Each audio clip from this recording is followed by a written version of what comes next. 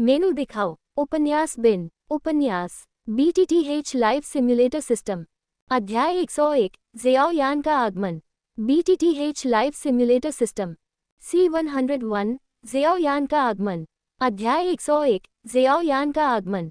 जियोशान के बगल में बैठे कुछ बुजुर्गों के चेहरे काफी शांत थे, जबकि जियोझान के चेहरे पर खुशी साफ देखी जा सकती थी। ज़ियाओ मिंग को आते देख हॉल, जो कुछ शोरगुल से भरा हुआ था, धीरे धीरे शांत हो गया। ज़ियाओ यू ने कमरे में चारों ओर देखा और अंततः वह स्थान ढूंढ लिया जहां उसके माता पिता थे। ज़ियाओ मिंग से बात की और वहां चली गई।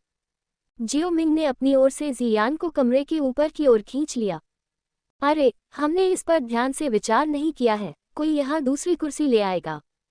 बड़े बुजुर्ग ने ज़ियाओ मिंग की ओर देखा जो ज़ियान का छोटा हाथ पकड़ रहा था और कुछ शर्मिंदगी के साथ कहा। सीटें व्यवस्थित करते समय वह भूल गया था कि ज़ियाओ मिंग के साथ एक छोटी लड़की भी है, इसलिए उसने केवल ज़ियाओ मिंग के लिए ही सीट आरक्षित की थी। कोई ज़रूरत नहीं, मैं ज़ियाओ मिंग के साथ बैठना चाहता हूँ। ज़ियान की बातें सुनकर बड़े बुजुर्ग ने थोड़ी कठिनाई से ज़ियाओ मिंग को देखा। उस चौड़ी कुर्सी को देखते हुए, जो दो लोगों के बैठने के लिए पर्याप्त बड़ी थी, ज़ियाओ मिंग ने ज़ियान के कोमल छोटे चेहरे को चुटकी से दबाया और अपने दिल में ये सोचने के बाद कि ज़ियान अधिक चिपकू लग रही थी, उसने ग्रैंड एल्डर से कहा, उसकी बात सुनो। ये ठीक है। हालांकि वह ये कहने के लिए थोड़ा ललचा रहा था कि इस तरह का व्यवहार मिस्टी क्लाउड संप्रदाय के लिए थोड़ा कम सम्मानजनक हो सकता है। ग्रैंड एल्डर ने इसके बारे में सोचा। ज़ियान दिखने में अभी भी एक बच्ची थी, इसलिए उसने अनुमान लगाया कि यह कई लोगों के लिए मायने नहीं रखेगा, और वह अभी भी एक डुकिंग थी, इसलिए उसने कुछ और नहीं कहा। ज़ियान को खींचकर बैठाया गया। ज़ियान की अनोखी खुशबू और उसकी तरफ से आ रहे कोमल स्पर्श से ज़ियाओ मिंग के अंदर कोई हलचल नहीं हुई और जल्द ही उसके लिए एक कप चाय ला दी गई। चाय की चुस्की लेने के बाद ज़ियाओ मिंग अपने बगल में बैठे ज़ियाओ शान के साथ बातचीत कर रहा था जब बाहर से गार्ड की आवाज़ आई। प्रमुख कबीले और बुजुर्गों को सूचित करते हुए मिस्टी क्लाउड संप्रदाय के लोग आ गए हैं। जियोझान, जिसने किसी से बात नहीं की थी, आवाज़ सुनते ही तुरंत खड़ा हो गया। क्या वे आ गए हैं? जल्दी से उनका स्वागत करने के लिए बाहर जाओ। ऐसा कहकर जियोझान स्वागत कक्ष में गया और कई बुजुर्ग भी खड़े हो गए। ये दृश्य देखकर जियोशान, जो जियोमिंग के बगल में खड़ा था, उसने कुछ संदेह भरी नजरों से जियोमिंग की ओर देखा, जो उसके बगल में निश्चल खड़ा था और उसका अभिवादन करने के लिए बाहर जाने का कोई इरादा नहीं था। चचेरे भाई, हम क्या करें? आप जा सकते हैं, बस उनका अभिवादन करने के लिए। मैं नहीं जाऊंगा, ज़ियाओ मिंग ने आलस से कहा। मेहमानों का अभिवादन करने के लिए इतने लोगों की आवश्यकता नहीं होती। ज़ियाओ शान, एक दू स्पिरिट ही पर्याप्त था। इसके अलावा उनकी धारणा में एक मजबूत आभा धीरे धीरे हॉल के पास आ रही थी। इस आभा का मालिक संभवतः यूं था। उस दूरी पर चलते हुए थोड़े समय में उसे तुरंत वापस लौटना होगा। वह ऐसा करने के लिए बहुत आलसी था। जियो मिंग को ये कहते देख जियोशान ने अपना सिर हिलाया और जाने के लिए उठ खड़ा हुआ। दरअसल जब जियोशान लंबे समय तक बाहर नहीं रहा था, तो वह जल्दी से वापस लौट आया। उसके साथ ज़ियाओ झान और कुछ बुजुर्ग भी वापस आए। बुजुर्गों के अलावा वहां एक बुजुर्ग भी था जो सफ़ेद वस्त्र पहने हुए था। एल्डर का चेहरा मुस्कुराहट से भरा हुआ था और मुस्कुरा रहा था, और उसकी आंखें, जो कुछ छोटी थीं, समय समय पर चमकती थीं जब वह एल्डर से बात करता था, सिवाय इसके कि एल्डर की निगाहें जियोशान पर टिकी थीं, जो उसकी आंखों में डर के भाव के साथ चुपचाप उसके पास खड़ा था। जाहिर है, जियोशान की उपस्थिति ने उस पर कुछ दबाव डाला था। उन चंद लोगों के पीछे एक कुलीन आभा वाली महिला चल रही थी, जो सोने और बैंगनी रंग के कसे हुए ब्रोकेड के वस्त्र पहने हुए थी, जबकि उस महिला के पीछे एक सुंदर और नाजुक चांद सफ़ेद वस्त्र पहने एक ठंडी दिखने वाली युवती थी। उनके आगे खड़े कुछ बुजुर्ग लोग, जो उत्साह से बातें कर रहे थे, जानबूझकर अपने पीछे खड़े दो लोगों से बच रहे थे। ये सफ़ेद वस्त्रधारी एल्डर की बदौलत था कि जियो परिवार और मिस्टी क्लाउड संप्रदाय के आगंतुकों के बीच का माहौल बहुत ठंडा नहीं था। जब वे हॉल में पहुंचे, तो कबीले के मुखिया ज़ियाओ झान ने अपने पीछे खड़ी सुंदर महिला की ओर मुड़कर कहा, संप्रदाय नेताओं, ये हमारे ज़ियाओ कबीले का स्वागत कक्ष है, कृपया बैठ जाएं। पूरे ज़ियाओ परिवार की ओर देखते हुए, जो उसके आगमन पर स्वागत की मुद्रा में खड़े हो गए थे, युन ने धीरे से सिर हिलाया और शिष्टाचार के कुछ शब्द कहे, फिर अपनी नज़र ऊपर ज़ियाओ मिंग पर घुमाई। उसकी आंखों में जिज्ञासा की झलक दिख रही थी।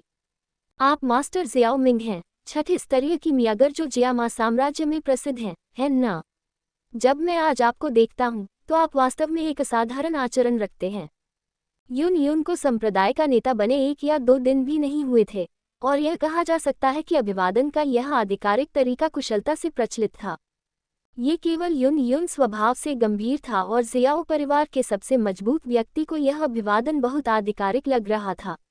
इस समय जियाओ मिंग ने भी स्वागत भाव से खड़े होकर समान रूप से शांत स्वर में कहा, मैंने संप्रदाय नेता युन युन की महान प्रतिष्ठा के बारे में लंबे समय से सुना है और आज आपको देखकर आप निस्संदेह महिलाओं के बीच एक महान महिला हैं।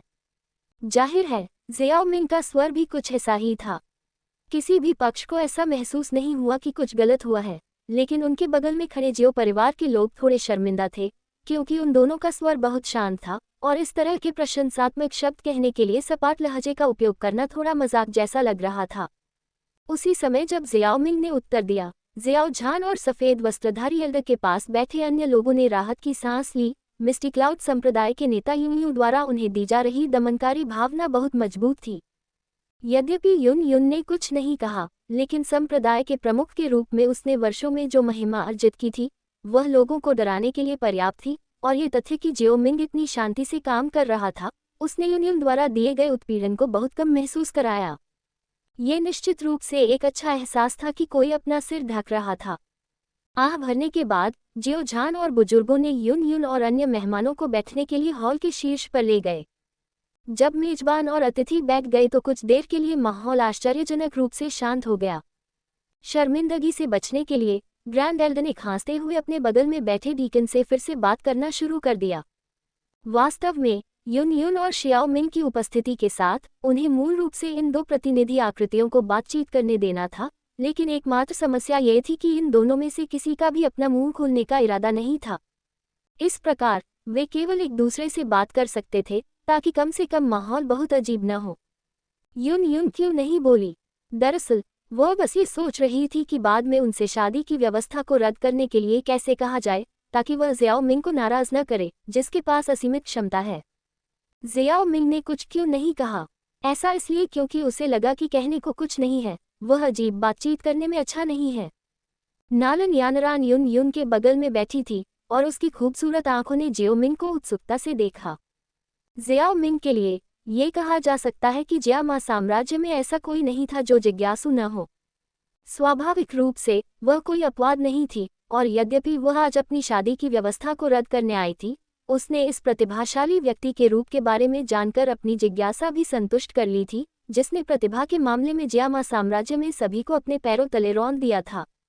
जियाओ मिंग उस छवि जैसा बिल्कुल नहीं दिख रहा था जिसकी उसने कल्पना की थी, पूरी तरह से उस दबंग आभा से रहित जिसे साधारण प्रतिभाशाली लोग छिपा नहीं सकते थे। इसके बजाय वह उसके मालिक के समान था, जैसे कि वह हर चीज के प्रति उदासीन था। नलान यानरान के देखने का इंतजार किए बिना ही हॉल के दरवाजे पर दस्तक हुई, जो कुछ देर पहले बंद हो गया था। दस्तक, दस्तक, दस्तक। इस दस्तक की आवाज सुनकर ग्रैंड एल्डर और सफेद वस्त्रधारी एल्डर, जो माहौल को जीवंत बना रहे थे, एक दूसरे को देखा और अव्यक्त समझ में अपने मुंह बंद कर लिए। एक व्यक्ति ने हॉल का दरवाजा धक्का दिया और अंदर आया। अंदर आने वाला व्यक्ति कोई और नहीं बल्कि जियोयान था। जियोयान के हॉल में प्रवेश करने के बाद ऐसा लगा कि वह स्थिति को समझ नहीं पाया है। उसने पहले चारों ओर देखा और उसकी निगाहें कुछ क्षणों के लिए जियो मिंग के साथ साथ युन युन पर टिकी रहीं। वह खुद से बुदबुदाने से खुद को नहीं रोक सका, आखिर इन कुछ लोगों का मूल क्या है? यहाँ तक कि जियो मिंग भी बाहर आ गया है। जियो परिवार में जियोयान तक जो खबरें पहुंची वे सीमित थीं, और उसे नहीं पता था कि इस बार कौन लोग मिलने आए थे। मेनू दिखाओ। उपन्यास बिन। उपन्यास BTTH लाइफ सिम्युलेटर सिस्टम। अध्याय 102 विवाह व्यवस्था का निरस्तीकरण। BTTH life simulator system. C102 विवाह व्यवस्था को रद्द करना। अध्याय 102 विवाह व्यवस्था का निरस्तीकरण। जब से उसने अपनी प्रतिभा खो दी थी, जियाओयान ने दूसरों से अनावश्यक उपहास से बचने के लिए कबीले के सदस्यों से बचने की पूरी कोशिश की थी। इस बार जब मिस्टी क्लाउड संप्रदाय कबीले में आया, तो जियो परिवार ने वास्तव में कोई बड़ी घोषणा नहीं की। हालांकि अभी भी कुछ आंतरिक कबीले सदस्य थे जो इसके बारे में जानते थे, और जियो झान को जियोयान को सूचित करना चाहिए था, लेकिन वह जानबूझकर इसे गुप्त रखना चाहता था। इससे जियोयान की वर्तमान उलझन पैदा हो गई। ये देखकर कि परिवार के सभी महत्वपूर्ण व्यक्ति, यहाँ तक कि शियाओ मिंग भी उपस्थित थे, वह जानता था कि उसके पिता ने कल जिस आगंतुक का उल्लेख किया था, वह बहुत महत्वपूर्ण होगा, इसलिए वह तुरंत अभिवादन करने के लिए आगे बढ़ा। पिताजी, तीनों बुजुर्ग, सर्वोच्च बुजुर्ग। हाँ हाँ, यान एर, तुम यहाँ हो, जल्दी से बैठ जाओ। जियोयान के आगमन को देखकर जियो झान मुस्कुराया और मुस्कुराते हुए सिर हिलाया। इस चिल्लाहट के साथ ही सभी की निगाहें सीधे उस पर टिक गईं। यहाँ तक कि युन युन भी, जो गहरी सोच में डूबी हुई थी, उसने भी जियाओयान पर नजर डाली। क्या ये जियाओयान है? ये सच है कि उसकी प्रतिभा गायब हो गई है और अफवाह के अनुसार 3 सितारा डू शिष्य में रह गई है। किसी को ये जानना चाहिए कि युन युन अपने डू सम्राट आभा को नियंत्रित कर रही थी, लेकिन वह लंबे समय से मिस्टी क्लाउड संप्रदाय की प्रभारी थी और उसके शरीर में एक शक्तिशाली व्यक्ति की अकथनीय महिमा थी, जिसने अभी अभी जियो झान और अन्य लोगों पर दबाव डाला और उन्हें उससे एक शब्द भी कहने की हिम्मत नहीं हुई। हालांकि जियाओयान ने अपने परिवार से 2 साल से अधिक समय तक उपहास का सामना किया था, उसका दिल चमक गया था, लेकिन फिर भी वह अभी भी अपने ऊपर युन युन की नज़र नहीं डाल सकता था। शर्मिंदगी से बचने के लिए उसने अपने पिता के निर्देशों के अनुसार एक सीट की तलाश शुरू कर दी, लेकिन हॉल को स्कैन करने के बाद वह ये देखकर हैरान रह गया कि उसके लिए कोई सीट नहीं थी। ये शर्मनाक था, और इस स्थिति का सामना करते हुए जियोयान केवल चुपके से अपना सिर हिला सकता था और खुद पर हंस सकता था। दुर्भाग्यवश इस परिवार में मेरी स्थिति और भी निम्न होती जा रही है। मैं पहले अच्छी थी, लेकिन अब ये 3 बूढ़े लोग मेहमानों के सामने मुझे शर्मिंदा कर रहे हैं। आसपास के युवा कबीले के सदस्य शियाओयान को देखकर उपहास में मुंह बनाने से खुद को रोक नहीं सके। जो निश्चल खड़ा था, जाहिर तौर पर उसे खुद को मूर्ख बनाते हुए देखने का आनंद ले रहा था। इस समय ऊपर से जियो झान ने भी जियोयान की शर्मिंदगी को देखा। उसके चेहरे पर गुस्से की एक झलक दिखाई दी और उसने अपने बगल में बैठे एल्डर की ओर देखा। ग्रैंड एल्डर, आप? आहम, मुझे सच में खेद है, मैं वास्तव में तीसरे युवा मास्टर के बारे में भूल गया था। हे, मैं तुरंत किसी को बुलाकर उनके लिए सीट तैयार करवाता हूँ। बड़े बुजुर्ग, जो जियो झान की निगाहों से भड़क गए थे, धीरे से हंसे और आत्मनिंदा के संकेत में अपने माथे पर थपकी दी, लेकिन उनकी आंखों में तिरस्कार की झलक ज्यादा छिपी नहीं थी। जियोयान की स्थिति को देखकर जियो मिंग के मुंह का कोना हिल गया। उसे उम्मीद नहीं थी कि अगर वह यहाँ होता तो भी एल्डर्स इतने महत्वपूर्ण अवसर पर जियोयान को शर्मिंदा करते। क्या जियोयान पहले इतना घृणित था? जियो शान, जो जियो मिंग के बगल में बैठा था, उसकी आंखों में भी आश्चर्य का भाव था। वह कुछ समय से परिवार में था और हालांकि वह जानता था कि जियोयान को पसंद नहीं किया जाता है, उसने इस हद तक इसकी उम्मीद नहीं की थी, जो उसकी उम्मीदों से परे था। जाहिर तौर पर जियो मिंग और जियो शान दोनों की आंखों में आश्चर्य देखकर ग्रैंड एल्डर अब जियोयान पर चालें नहीं खेलना चाहता था और कुर्सी को जल्दी से लाया गया। ऐसा लग रहा था कि वे किसी भी समय रखे जाने के लिए तैयार थे।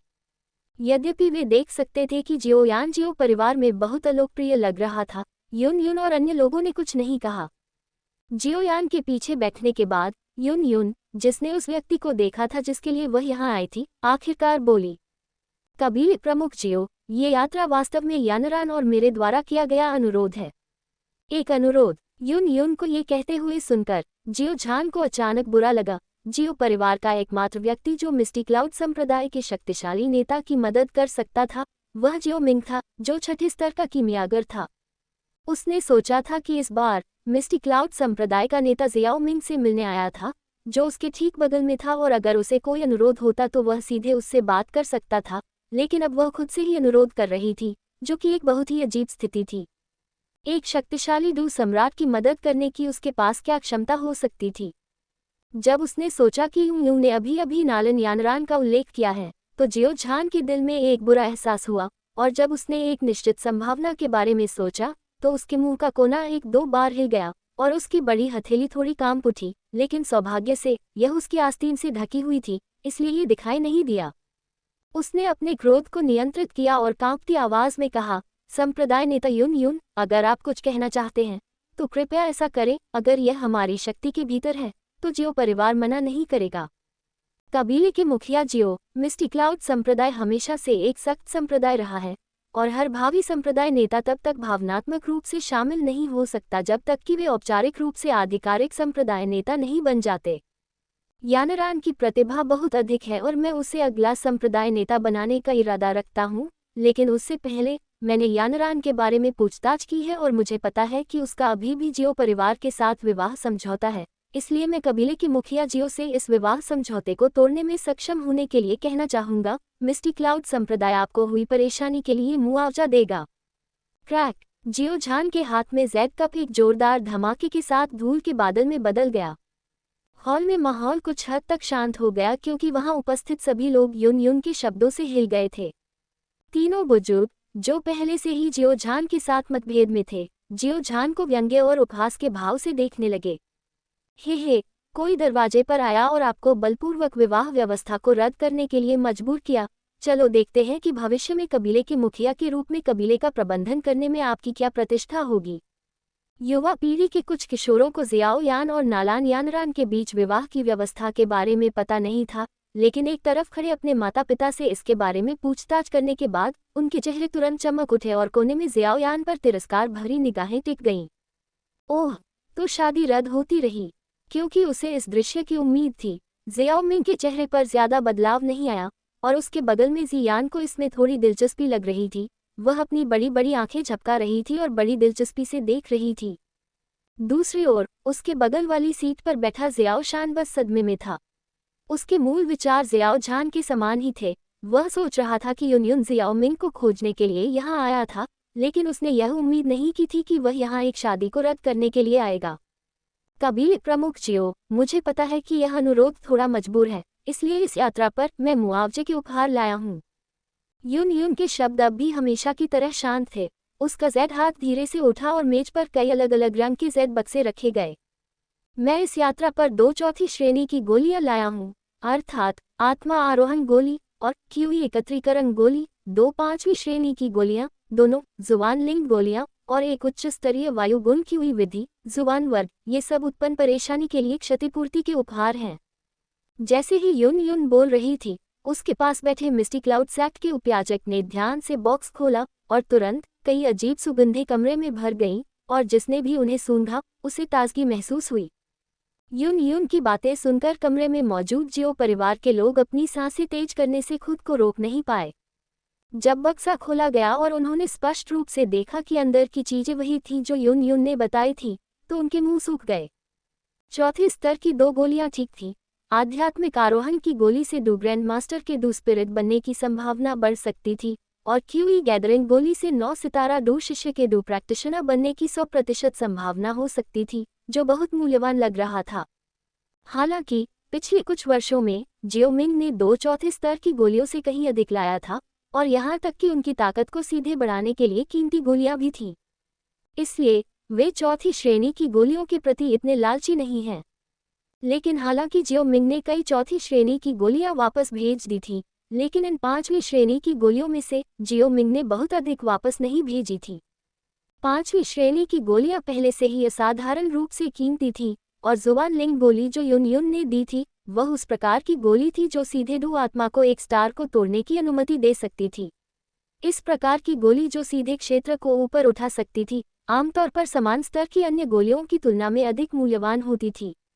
और चूंकि युन युन ने इनमें से 2 बहुमूल्य गोलियां दे दी थीं, इसलिए इसमें कोई आश्चर्य नहीं था कि उन्होंने अपना संयम खो दिया था। मेनू दिखाओ। उपन्यास बिन। उपन्यास BTTH लाइव सिम्युलेटर सिस्टम। अध्याय 103। याओ चेन प्रकट होता है। याओ ये दरवाजे पर आता है। BTTH live simulator system C103। Yao chain प्रकट होता है। याओ ये दरवाजे पर आता है। अध्याय 103। याओ चेन प्रकट होता है। याओ ये दरवाजे पर आता है। 5वीं श्रेणी की गोली। जियो मिंग की आंखें थोड़ी सिकुड़ गईं जब उसने प्रदर्शन पर रखी गोलियों को देखा। उनमें से प्रत्येक का रंग लाल था और गोलियों की सुगंध तीव्र और सुखद थी, जो ये दर्शाती थी कि गोलियां अच्छी गुणवत्ता की थीं और दोषपूर्ण औषधीय गुणों वाली कोई घटिया गोलियां नहीं थीं, बल्कि वे असली 5वीं श्रेणी की गोलियां थीं। चौथे स्तर की गोलियों पर फिलहाल चर्चा नहीं की जाएगी, नहीं की हुई विधि पर।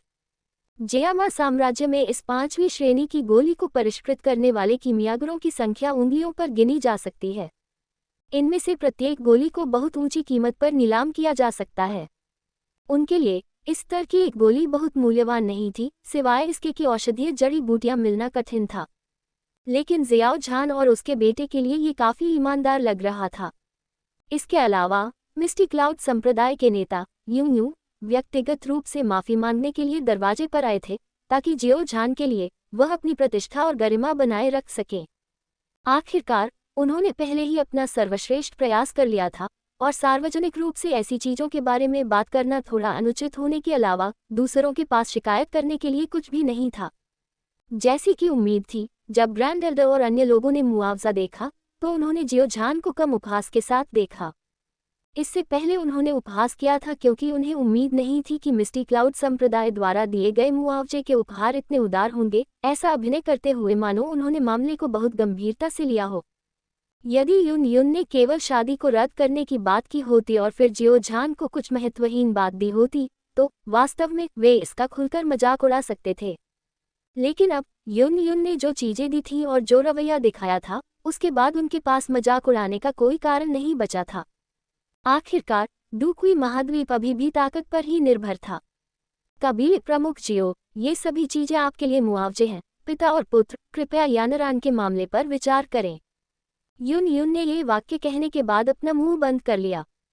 इस समय हॉल में माहौल कुछ तनावपूर्ण था, लेकिन कोई भी नहीं बोला क्योंकि वे इसमें शामिल पक्ष नहीं थे। केवल जियो झान और उसके बेटे के चेहरे बहुत उदास थे। यद्यपि युन युन का कारण समझने योग्य था और मुआवजा भी उदार था, फिर भी पिता और पुत्र के लिए विवाह व्यवस्था को रद्द करना बहुत असहज मामला था। कर्कश आवाज में जियो झान बोलने ही वाला था कि उससे पहले किसी और ने बोलना शुरू कर दिया। संप्रदाय नेता युन युन, बेहतर होगा कि आप गोलियां वापस ले लें। हो सकता है कि आज हम इस मामले पर सहमत न हों। हॉल में सन्नाटा छा गया और सभी की निगाहें जियाओ यान पर टिक गईं, जिसने एक कोने में अपना चेहरा उठाया हुआ था। इतने लंबे समय के बाद जियो यान को पहले ही स्थिति के बारे में पूरी तरह से पता चल चुका था। जियो यान, यहाँ बात करने की तुम्हारी जगह कब बन गई? अपना मुंह बंद करो। बुजुर्गों में से एक का चेहरा उतर गया और फिर गुस्से से चिल्लाया, जियो यान, पीछे हट जाओ। मुझे पता है कि यह तुम्हारे लिए सुखद बात नहीं है, लेकिन हम यही निर्णय लेंगे। एक अन्य एल्डर ने भी कुछ चिंता के साथ कहा। उन दोनों ने जियो यान को इस साधारण कारण से रोका था कि उन्हें डर था कि जियो यान अपने शब्दों के प्रति सावधान नहीं रहेगा और युन युन को अपमानित करेगा और जियो कबीले के लिए परेशानी खड़ी करेगा। बुजुर्गों, यह मेरी शादी का मामला है जियाओ यान, इसलिए कृपया इसमें शामिल न हों। पिछले कुछ दिनों में जियो यान को तीनों बुजुर्गों की चिढ़ाने से तंग आ गया था और कबीले के सदस्यों के बीच बढ़ते बुरे तानों और विवाह रद्द करने के प्रोत्साहन के साथ उन सभी का संयोजन आज भड़क उठा और उसके शब्दों की कठोरता स्पष्ट थी। तुम तीनों बुजुर्ग इन शब्दों को सुनकर दंग रह गए और उदास तीसरे बुजुर्ग की आंखें उसे घूर रही थीं, क्योंकि वह धीरे धीरे अपनी दुखी हुई बना रहा था। कोई बात नहीं तीसरे बड़े, ये जियो यान का अपना मामला है, उसे खुद ही इसे निपटाने दो। जियो मिंग, जो ऊपर बैठा था, तीसरे बड़े को देखकर धीरे से बोला। जियो परिवार के अन्य सदस्य ऐसे किसी मामले में शामिल नहीं थे और उनमें से कोई भी इसके बारे में कुछ नहीं कह सकता था, न ही वे जियो झान और जियो यान के लिए निर्णय ले सकते थे। अब जबकि तीसरा बुजुर्ग जियाओ यान को रोकना चाहता था, जियाओ झान, जो उसके बगल में खराब मूड में था, निश्चित रूप से चुप नहीं खड़ा होगा। जियाओ परिवार के लिए बाद में इस मामले पर लड़ाई में शामिल न होने के लिए उन्हें रोकना आवश्यक था, अन्यथा ये बहुत शर्मनाक होगा। इसलिए जियाओ मिंग ने तीसरे बुजुर्ग को कार्य करने से रोक दिया। जिस समय उसने तीसरे बुजुर्ग को रोका, उसी समय जियो मिंग ने भी जियो यान की अंगूठी को एक अजीब नज़र से देखा। जियो मिंग की बातें सुनकर तीसरे बुजुर्ग अचानक शांत हो गए और जियो मिंग को देखने के बाद वह तुरंत असहाय होकर बैठ गए। साथ ही उसने अपने दिल में प्रार्थना की कि जियो यान को इस मामले का महत्व पता चले। तीसरे बुजुर्ग के अवरोध के बिना जियो यान ने पहले जियो झान को सम्मानपूर्वक झुकाया, फिर युन युन को देखने के लिए मुड़ा, एक गहरी सांस ली और शांति से पूछा, संप्रदाय नेता युन युन, मैं पूछना चाहता हूं कि विवाह व्यवस्था को रद्द करने के संबंध में क्या एल्डर नलन सहमत हैं? यानरान मेरे मिस्टी क्लाउड संप्रदाय की उत्तराधिकारी है, मैं ये बात नलन परिवार के पुराने नेता तक पहुंचाऊंगी। युन युन ने अपने सामने खड़ी किशोरी की ओर देखा। उसका मूल रूप से शांत चेहरा अंततः फीका पड़ गया, लेकिन वह अभी भी शांत स्वर में बोल रही थी। उस स्थिति में क्या इसका मतलब यह नहीं है कि वह सहमत नहीं था? चूंकि एल्डर नलन सहमत नहीं था, तो मुझे उम्मीद है कि संप्रदाय के नेता युन युन हमारे लिए व्यापक होंगे। मेरे पिता आपके इस अनुरोध से सहमत नहीं होंगे, क्योंकि पहली जगह में विवाह की व्यवस्था दोनों बुजुर्गों द्वारा व्यक्तिगत रूप से खोली गई थी, और अब जब उन्होंने इसे रद्द करने के लिए कुछ नहीं कहा है, तो कोई भी इस विवाह को रद्द करने की हिम्मत नहीं करेगा, और हमारे कबीले में कोई भी ऐसा काम नहीं करेगा जो एक मृत बुजुर्ग को अपवित्र करे। ये कहते हुए जियोयान की आंखें भी तीनों बड़ों की ओर देख रही थीं, जो स्पष्ट रूप से कुछ इशारा कर रही थीं। तीनों बुजुर्ग और जियोयान के दादा स्पष्ट रूप से एक ही पीढ़ी के थे, लेकिन जियोयान उनके साथ जियोलिन के कनिष्ठों जैसा व्यवहार कर रहा था। जियोयान का बहाना काफी अच्छा था। उसने यून या नालान परिवार को दोष नहीं दिया। वह सिर्फ ये कह रहा था कि उसके अपने परिवार के लोगों ने मृत बुजुर्ग का अपमान करने की हिम्मत नहीं की। यून भी कुछ नहीं कह सकी, लेकिन उसके बगल में नलन यानरान, वह शांत नहीं बैठ सकी। वह गुस्से से खड़ी हो गई और बोली, शादी का मामला मेरा है दादाजी, आपसे इसका कोई लेना देना नहीं है। कह दीजिए कि आप अभी शादी रद्द करते हैं। मैंने कहा था कि मैं आज इस शादी को रद्द नहीं करूंगा। जियोयान ने किसी कारण से जिद्दी होकर जवाब दिया। तुम, नलान यानरान कुछ और कहने वाली थी, लेकिन उसके बगल में यून ने भौहें सिकोड़ ली और नलान यानरान की बातों को रोकना चाहती थी। हालांकि नालान यानरान, जो पहले से ही जियाओयान से नाराज थी, इतना सब कैसे बर्दाश्त कर सकती थी। इसलिए उसने बहुत ही असंतुष्ट होकर कहा, मास्टर, उसे लगता है कि मुआवजा बहुत कम है। मैं ... अंत में एक बहुत ही मैत्रीपूर्ण बातचीत के बाद जियोयान और नालान यानरान ने 3 साल का समझौता किया। इस बार 3 साल का समझौता नालन यानरान द्वारा नहीं, बल्कि जियोयान द्वारा प्रस्तावित किया गया था। जब जियोयान ने 3 साल के समझौते का प्रस्ताव रखा, तो जियो परिवार उलझन में पड़ गया। जियो मिंग भी उलझन में था, क्योंकि उसे उम्मीद नहीं थी कि जियोयान ऐसा समझौता करेगा। जियोयान ने ये 3 साल का रिवर्स समझौता करने की हिम्मत कैसे की? जियोयान ने ऐसा 3 साल का समझौता करने की हिम्मत इसलिए नहीं की क्योंकि उसने अपना दिमाग खो दिया था। इसका एक कारण था, मिस्टी क्लाउड संप्रदाय के लोगों के जियो परिवार को छोड़ने के बाद जियोयान अकेले पीछे के पहाड़ पर चला गया। चारों ओर देखने पर भी जब उसने देखा कि वहां कोई नहीं है, तो वह सावधानी से बोला, वरिष्ठ, हे, छोटे लड़के, मुझे मत ढूंढो, मैं तुम्हारी उंगली पर हूँ। एक अजीब पुरानी परिचित हंसी अचानक जियोयान के कानों में घुस गई। ये शब्द सुनकर जियोयान की आंखों की पुतलियां सिकुड़ गईं, और फिर उसने अपनी नज़र अपने दाहिने हाथ के शीर्ष पर टिकी हुई काली प्राचीन अंगूठी की ओर डाली। क्या तुम सच में वहां हो? जियोयान ने अपने दिल में दौड़ रही घबराहट को बलपूर्वक रोका और अपनी आवाज़ को शांत करने की कोशिश की। आज जियोयान ने यून का सामना करने की हिम्मत क्यों की? इसका एक कारण यह था कि पिछले कुछ दिनों में कबीले के सदस्यों के बढ़ते बुरे तानों से उसके अंदर काफ़ी गुस्सा जमा हो गया था, और आज की शादी रद्द होने के साथ यह गुस्सा फूट पड़ा था। लेकिन दूसरा कारण यह था कि उसने उस समय अपने मन में एक आवाज़ सुनी थी। पहली बार जब उसने अपने मन में वह आवाज़ सुनी, तो जियोयान ने सोचा कि यह एक भ्रम है, लेकिन कुछ सेकंड के बाद जियोयान को एहसास हुआ कि यह एक भ्रम नहीं था। उस क्षण उसे एहसास हुआ कि वह भाग्यशाली है कि उसे पिछले जन्म में उपन्यासों जैसे अमर गुरु मिले थे।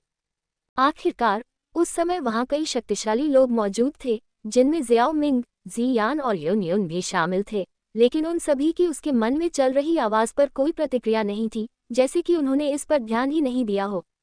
अमर गुरु ने उसे संदेश देते हुए ये भी कहा कि वह उसे अपना शिष्य स्वीकार करेंगे। तुरंत ही उन्होंने उसे बहुत आत्मविश्वास दिया। नालन यानरान के साथ चर्चा के साथ साथ दूसरे पक्ष के शब्दों में दिखाए गए अहंकार ने वास्तव में उन्हें बहुत साहस दिया, इसलिए उन्होंने 3 साल का समझौता किया था। वह चाहता था कि हर कोई यह समझे कि वह जियोयान बेकार नहीं था। हालांकि पहले तो उसने यही सोचा था। इस समय जियोयान को केवल यही महसूस हुआ कि उसका सामना किसी भूत से हुआ है। ऐसा इसलिए था क्योंकि उनकी धारणा के अनुसार वलय में कोई अमर स्वामी नहीं रहता। हालांकि उसके दिल में थोड़ा डर था, फिर भी जियोयान ने अपने दिल की धड़कन को धीमा करने के लिए संघर्ष किया। वरिष्ठ महोदय, कृपया मजाक मत करो, मेरा छोटा सा दिल ऐसे डर को बर्दाश्त नहीं कर सकता। मैं आपके साथ मजाक नहीं कर रहा हूँ, लेकिन आपका धैर्य खराब नहीं है। मुझे आश्चर्य है कि आप इतने डरे हुए नहीं हैं कि डर के मारे उछल पड़े। रिंग से एक चंचल हंसी आई। उसी समय एक बूढ़ी पारदर्शी आकृति रिंग से बाहर तैरती हुई आई। वरिष्ठ, तो आप सचमुच रिंग में हैं। इस छाया को देखते हुए, जो बिल्कुल उसके पिछले जीवन के भूतों की तरह दिखती थी, जियोयान ने एक मुस्कुराहट प्रकट की जो रोने से भी बदतर थी। छोटे लड़के, इतनी बदसूरत मुस्कान मत करो, क्या तुम नहीं चाहते कि मैं तुम्हें अपना शिष्य बना लूं? ये शब्द सुनकर जियोयान की आत्मा कांप उठी। तुरंत ही उससे याद आया कि उस व्यक्ति ने अभी अभी कहा था कि वह अपनी प्रतिभा वापस पा सकता है, और अब वह उतना भयभीत नहीं था। इसलिए उसने जल्दी से पूछा, वरिष्ठ, क्या आपने नहीं कहा था कि आप मुझे अपना शिष्य बना लेंगे और मेरी प्रतिभा वापस पाने में मेरी मदद कर सकते हैं? चलो अब शुरू करते हैं। मैंने तुमसे कहा था कि तुम अपनी प्रतिभा पुनः प्राप्त कर लोगे। वास्तव में तुमने उसे पुनः प्राप्त कर लिया है। यह जियोयान कुछ हैरान था। वास्तव में मैं ही वह हूँ जिसने इन 2 वर्षों के दौरान आपकी डूक्युई को गायब कर दिया। पारदर्शी बुजुर्ग ने मुस्कुराते हुए घबराए हुए जियोयान को देखा और बोला। क्या? जियोयान ये शब्द सुनकर दंग रह गया। इसके तुरंत बाद उसका चेहरा उदास हो गया और उसके दांतों के बीच से मुश्किल से ठंडे शब्द निकले। क्या आप ये कह रहे हैं कि जो डूक्यू मेरे शरीर से अचानक गायब हो गई है, वह आपका ही काम है? हे, मुझे ये करना पड़ा, इसलिए मुझे दोष मत दो, छोटे दोस्त। जाओ अपनी माँ को चो दो। जियोयान, जो उसी स्थान पर खड़ा था, अचानक पागल की तरह उछल पड़ा। उसका चेहरा उग्रता से भर गया और उसकी मुट्ठी पूरी ताकत से याओ लाओ के चेहरे की ओर चली गई। याओ लाओ का भ्रामक शरीर धीरे धीरे बाईं ओर मुड़ गया, जिससे उसने आसानी से जियोयान के हमले को चकमा दे दिया। हे, छोटे दोस्त, इतना गुस्सा होने की कोई ज़रूरत नहीं है। क्या ये सिर्फ 2 साल तक तुम्हारे डूक्यू को अवशोषित करना नहीं है? इसके अलावा मैंने ये जानबूझकर नहीं किया। याओ लाओ ने समझाना शुरू किया।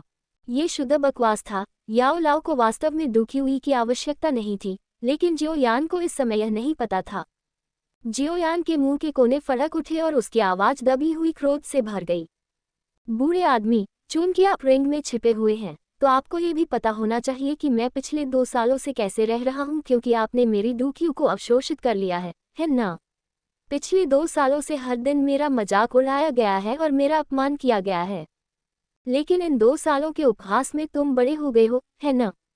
क्या तुम्हें लगता है कि अगर ये 2 साल पहले होता, तो तुम में आज जैसी शांति और वही मानसिकता होती?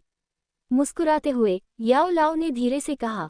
जियोयान, आप। कुछ मैत्रीपूर्ण चर्चा के बाद जियोयान अंततः शांत हो गया। अपने सामने याओ लाओ को देखते हुए उसने बिना किसी अच्छे हास्य के कहा, क्या आपने नहीं कहा था कि आप मुझे 3 साल में नालन यानरान के साथ पकड़ने दे सकते हैं? मुझे ये कैसे करना चाहिए? मैं तुम्हें उस लड़की से मिलवा सकता हूँ, लेकिन याओ लाओ ने आगे बात नहीं कही। जियाओयान थोड़ा चिंतित लग रहा था। इस बूढ़े आदमी ने अभी अभी रहस्यमय तरीके से काम किया था और इतने आत्मविश्वास से बात की थी। वह वास्तव में जानता था कि यह कैसे करना है ना? अन्यथा क्या उसे 3 साल बाद अपना चेहरा नहीं खोना पड़ता? क्या आप कीमियागर बनना चाहते हैं? याओ लाओ ने अचानक पूछा। एक कीमियागर? जियोयान बातचीत में इस उछाल से दंग रह गया। फिर उसने भौहें सिकोड़ ली। डूक्युई महाद्वीप में चाहे कोई भी हो, हर कोई कीमियागर बनना चाहता है, लेकिन क्या कीमियागर कोई ऐसी चीज है जो सिर्फ चाहकर ही बन सकती है? कीमियागर बनने के लिए कठोर शर्तें बहुत कठिन हैं। मुझसे कीमियागर बनने के बारे में मत पूछो। वो 3 साल का समझौता। शब्द अचानक बंद हो गए। जियोयान ने देखा और अपना मुंह चौड़ा खोला। क्या मैं एक हो सकता हूँ? हाँ, उसने जियाओयान के आश्चर्य, उम्मीद और उत्साह से भरे चेहरे की सराहना की। याओ लाओ ने दिखावटी अंदाज में अपनी भ्रामक दाढ़ी को सहलाया। हालांकि तुम बमुश्किल ही योग्य हो। बाद में उसे पता चला कि वह कीमियागर बन सकता है और दूसरा पक्ष भी कीमियागर है। इससे भी महत्वपूर्ण बात यह है कि जब दूसरी पार्टी भी उसके द्वारा तय किए गए 3 साल के समझौते को पूरा करने में उसकी मदद कर सकती है, तो जियोयान ने तुरंत अपना सिर झुका लिया।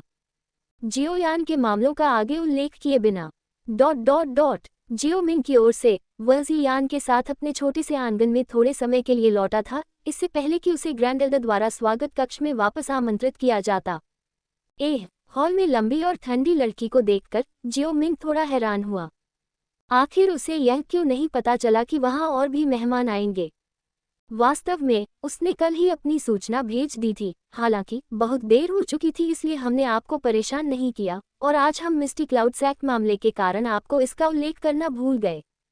उसके बगल में बैठे बड़े बुजुर्ग ने कुछ असहजता के साथ कहा। ये सुनकर जियाओ मिंग ने थोड़ा अवाक होकर अपना सिर हिलाया।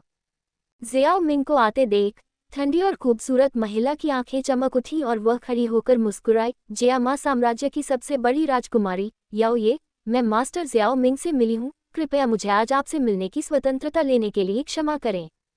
कोई बात नहीं राजकुमारी याओ ये, कृपया बैठ जाइए। मिस्टी क्लाउड संप्रदाय के साथ जो कुछ हुआ था उसके कारण इस समय याओ ये का स्वागत करने के लिए हॉल में केवल जियाओ मिंग और 3 बुजुर्ग ही बैठे थे। किसी को एक कप अच्छी चाय बनाने का आदेश देने के बाद उन्होंने प्रत्येक ने चाय का एक घूंट लिया और जब वे लगभग खत्म हो गए तो जियो मिंग ने सीधे पूछा, मुझे आश्चर्य है कि इस बार जियो परिवार में आने में राजकुमारी याओ ये का क्या काम है। मेरे परदादा ने मुझे आपको आकर्षित करने के लिए आने को कहा था और आपसे विवाह अनुबंध स्थापित करने का कोई रास्ता खोजने को कहा था। बेशक वह ऐसा नहीं कह सकती थी। वह बस धीरे से मुस्कुराए और बोली, जब परदादा ने सुना कि मास्टर जियाओ मिंग जियानान अकादमी से लौट आए हैं और छठे स्तर के कीमियागर बन गए हैं, तो उन्हें खुशी हुई कि जियामा साम्राज्य में ऐसा प्रतिभाशाली व्यक्ति था और उन्होंने मुझे विशेष रूप से आपको, मास्टर, आपकी पढ़ाई से लौटने पर बधाई देने के लिए भेजा। मेनू दिखाओ। उपन्यास बिन। उपन्यास BTTH लाइव सिम्युलेटर सिस्टम। अध्याय 104 जोन ब्रेकिंग पिल अनुनय। BTTH live simulator system C104 zone breaking pill अनुनय। अध्याय 104 जोन ब्रेकिंग पिल अनुनय। जियामा शाही परिवार के सदस्य के रूप में याओ ये ने विशेष रूप से बोलने की कला का अभ्यास किया था, इसलिए उसके साथ बातचीत करना बहुत सहज था। जियाओ मिंग के साथ बातचीत के दौरान उसने जियामा साम्राज्य के बारे में बहुत सारी गुप्त कहानियां भी बताईं, जिससे जियाओ मिंग को जियामा साम्राज्य की बेहतर समझ मिली। सबसे महत्वपूर्ण बात यह है कि बातचीत के दौरान जियो मिंग ने शायद ही कभी अपने कपड़ों की ओर देखा, इसलिए याओ ये को लगा कि उसका पहला लक्ष्य हासिल करना थोड़ा मुश्किल लग रहा है, इसलिए उसने कभी इसका उल्लेख नहीं किया। जब उन्होंने मंच तैयार करना लगभग पूरा कर लिया तो उन्होंने अपनी यात्रा के दूसरे उद्देश्य के बारे में बात की। मेरे परदादा आपको, मास्टर जियाओ मिंग, जियामा पवित्र शहर जाने के लिए आमंत्रित करना चाहते हैं। मुझे जियामा पवित्र शहर में आमंत्रित करोगी? किस लिए? जियो मिंग ने याओ ये की ओर देखा, जिसके सामने हमेशा मुस्कान रहती थी। याओ ये ने झिझकते हुए अपने बगल में खड़े 3 बुजुर्गों की ओर देखा, क्योंकि शांत समुद्री शल्क वाला जानवर जियामा साम्राज्य का रक्षक था और जितने कम लोग उसकी चोटों के बारे में जानते थे उतना ही बेहतर था। तीनों बुजुर्ग इतने बड़े थे कि उन्होंने याओ ये की हिचकिचाहट को देखा और एक दूसरे पर नजर डालने के बाद उन्हें जाने का बहाना मिल गया। तीनों के चले जाने के बाद ही याओ ये ने कहा, मास्टर जियाओ मिंग को जियामा पवित्र शहर जाने के लिए कहने का कारण यह है कि मेरे शाही परिवार के रक्षक जानवर के घाव फिर से उभर आए हैं, इसलिए मैं मास्टर जियाओ मिंग को उसके घावों के इलाज में मदद करने के लिए जियामा पवित्र शहर जाने के लिए कहना चाहूँगा। बेशक हमारे शाही परिवार द्वारा दिया जाने वाला इनाम निश्चित रूप से मास्टर जियाओ मिंग को संतुष्ट करेगा। शांत समुद्री स्केली जानवर को उसके घावों का इलाज करने में मदद करें, क्या यही एकमात्र काम है? क्या मास्टर फामा, जियामा साम्राज्य कीमियागर एसोसिएशन के अध्यक्ष, जियामा पवित्र शहर में नहीं हैं? क्या आपने उनसे संपर्क नहीं किया है? याओ ये उसके शब्दों पर कड़वी मुस्कान के साथ मुस्कुराया। हालांकि उन्होंने मास्टर फामा को आमंत्रित नहीं किया था, उन्होंने वर्षों में अन्य 5वें स्तर के कीमियागरों को आमंत्रित किया था, लेकिन वे सभी शांत समुद्री स्केली जानवर की छिपी हुई चोट का इलाज करने में असमर्थ थे और केवल इसे थोड़ा दबाने में मदद कर सकते थे। हालांकि समय के साथ इस चोट को दबाना मुश्किल होता जा रहा था और अब ये फूटने ही वाली थी। याओ ये की व्याख्या सुनने के बाद जियो मिंग ने अपना सिर हिलाया और सोचा कि उसे जाना चाहिए या नहीं। सच कहें तो पिछले कुछ दिनों से जियो मिंग जियो परिवार में थोड़ा ऊब गया था और अब जब वह जियामा साम्राज्य में वापस आ गया था तो उसके पास कुछ जियो परिवार के मामलों की देखभाल करने के अलावा कई काम थे। वह एक अच्छा समय था। ये देखकर कि जियाओ मिंग गहरे विचारों में डूब गया था, उसके पास खड़े याओ ये ने कहा, मास्टर जियाओ मिंग, वास्तव में मेरे परदादा भी आपसे जोन ब्रेकिंग पिल को परिष्कृत करने के लिए कहना चाहते हैं। मुझे आश्चर्य है कि क्या आपके पास इसे परिष्कृत करने का समय है। 6ठी श्रेणी की जोन ब्रेकिंग पिल। जियाओ मिंग ने उसकी बातें सुनी और दिलचस्पी दिखाई। जोन ब्रेकिंग पिल एक उच्च श्रेणी की गोली थी। जियामा साम्राज्य में यह माना जाता था कि पिल किंग बूहे को भी इस श्रेणी की गोली को परिष्कृत करने में कठिनाई होगी। दूसरा पक्ष कैसे आश्वस्त हो सकता है कि वह इसे परिष्कृत कर सकता है? वास्तव में यह एक जोन ब्रेकिंग पिल है। मुझे आश्चर्य है कि क्या मास्टर जियाओ मिंग के पास इसे परिष्कृत करने का समय है। याओ ये ने अपना सिर हिलाया और कहा, वास्तव में जिया जिंगतियान ने याओ ये से जोन ब्रेकिंग पिल का उल्लेख केवल परीक्षण के लिए करने के लिए कहा था। कीमियागर अपनी प्रतिष्ठा को संजोते थे और दुनिया के साथ व्यवहार करते समय बहुत सतर्क रहते थे। यदि जियो मिंग इसे परिष्कृत कर सकता है तो हर कोई खुश होगा। अगर वह इसे परिष्कृत नहीं कर सकता है तो वह स्वाभाविक रूप से मना कर देगा और एक अच्छी छाप छोड़ देगा, जियो मिंग की विकास गति के साथ वे भविष्य में फिर से उसकी तलाश भी कर सकते हैं। हालांकि सफलता दर के संबंध में ये परिशोधन संभव है। हालांकि जियाओ मिंग का मानना था कि वह अपनी स्वर्गीय ज्वाला की मदद से इस स्तर की गोली को परिष्कृत कर सकता है। ज़ोंग ब्रेकिंग पिल की सामग्री को इकट्ठा करना बहुत मुश्किल था और उसके पास ज़ोंग ब्रेकिंग पिल भी उसकी स्टोरेज रिंग में थी, इसलिए उसने इसे पहले परिष्कृत नहीं किया था और तकनीक से अपरिचित था, इसलिए उसके लिए सफलता दर की गारंटी देना मुश्किल होगा। ये सफलता दर बहुत अधिक नहीं है, केवल 40% है। 40%। याओ ये ने उसके शब्दों पर राहत की हल्की सांस ली, अपनी कामुक छाती को थपथपाया और गुस्सा होने का नाटक करते हुए कहा, मास्टर जियाओ मिंग को मजाक करना बहुत पसंद है। छठी स्तरीय शिखर गोली के लिए 40% सफलता दर होना अब कम नहीं है। मैं मास्टर से हमारी मदद करने के लिए कहता हूँ। हमने जियामा सेक्रेड सिटी में कीमियागरों के नियमों के अनुसार सब कुछ तैयार किया है और मुआवजा भी आपको संतुष्ट करेगा, मास्टर। क्या 40% की सफलता दर अधिक थी? 90% से कम की कोई भी सफलता दर जियाओ मिंग के लिए कम थी और केवल खुद के साथ सख्त होने से ही वह अपने कौशल में सुधार कर सकता था। लेकिन ये देखकर कि दूसरे पक्ष को इसकी परवाह नहीं थी, जियो मिंग ने एक पल के लिए सोचा और फिर कहा, बहुत अच्छा, मैं दोनों बातों पर सहमत हूँ।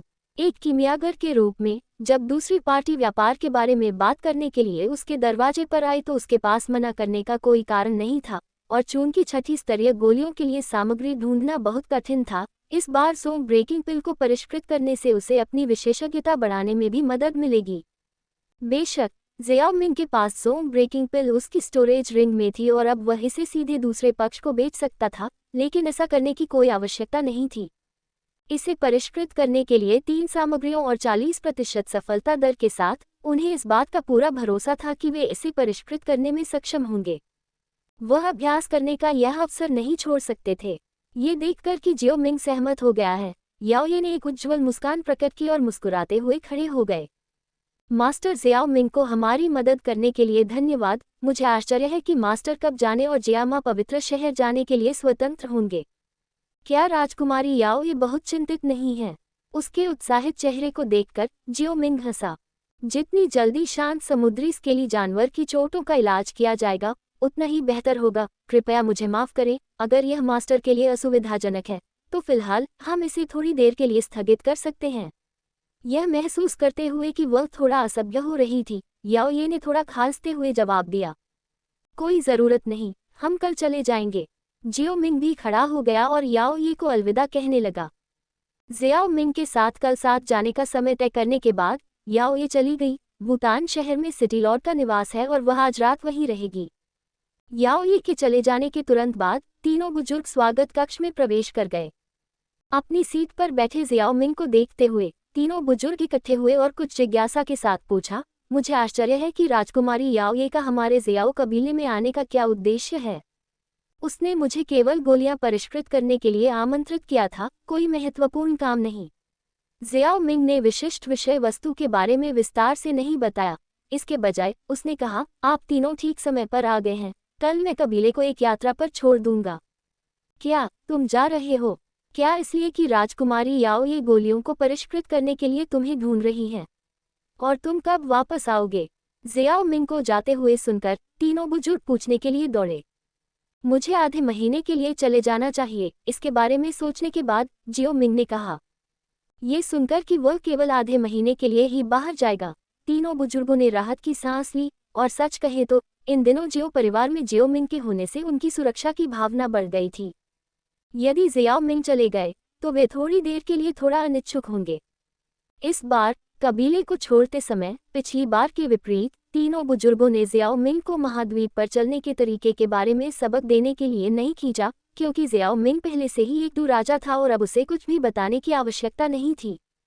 इस बार यह जियाओ मिंग था जिसने उन्हें चेतावनी दी कि वे जियाओ यान के साथ अब और न उलझें। आज जब यून यून दरवाजे पर पहुंची तो जियो मिंग ने तीव्रता से महसूस किया था कि जियो यान की अंगूठी में आत्मा शक्ति में उतार चढ़ाव था। ये संभवतः इसलिए था क्योंकि याओ लाओ ने जियो यान से कुछ कहा था जिससे उसे यून यून के सामने किसी तरह का 3 साल का समझौता स्थापित करने का साहस मिला था।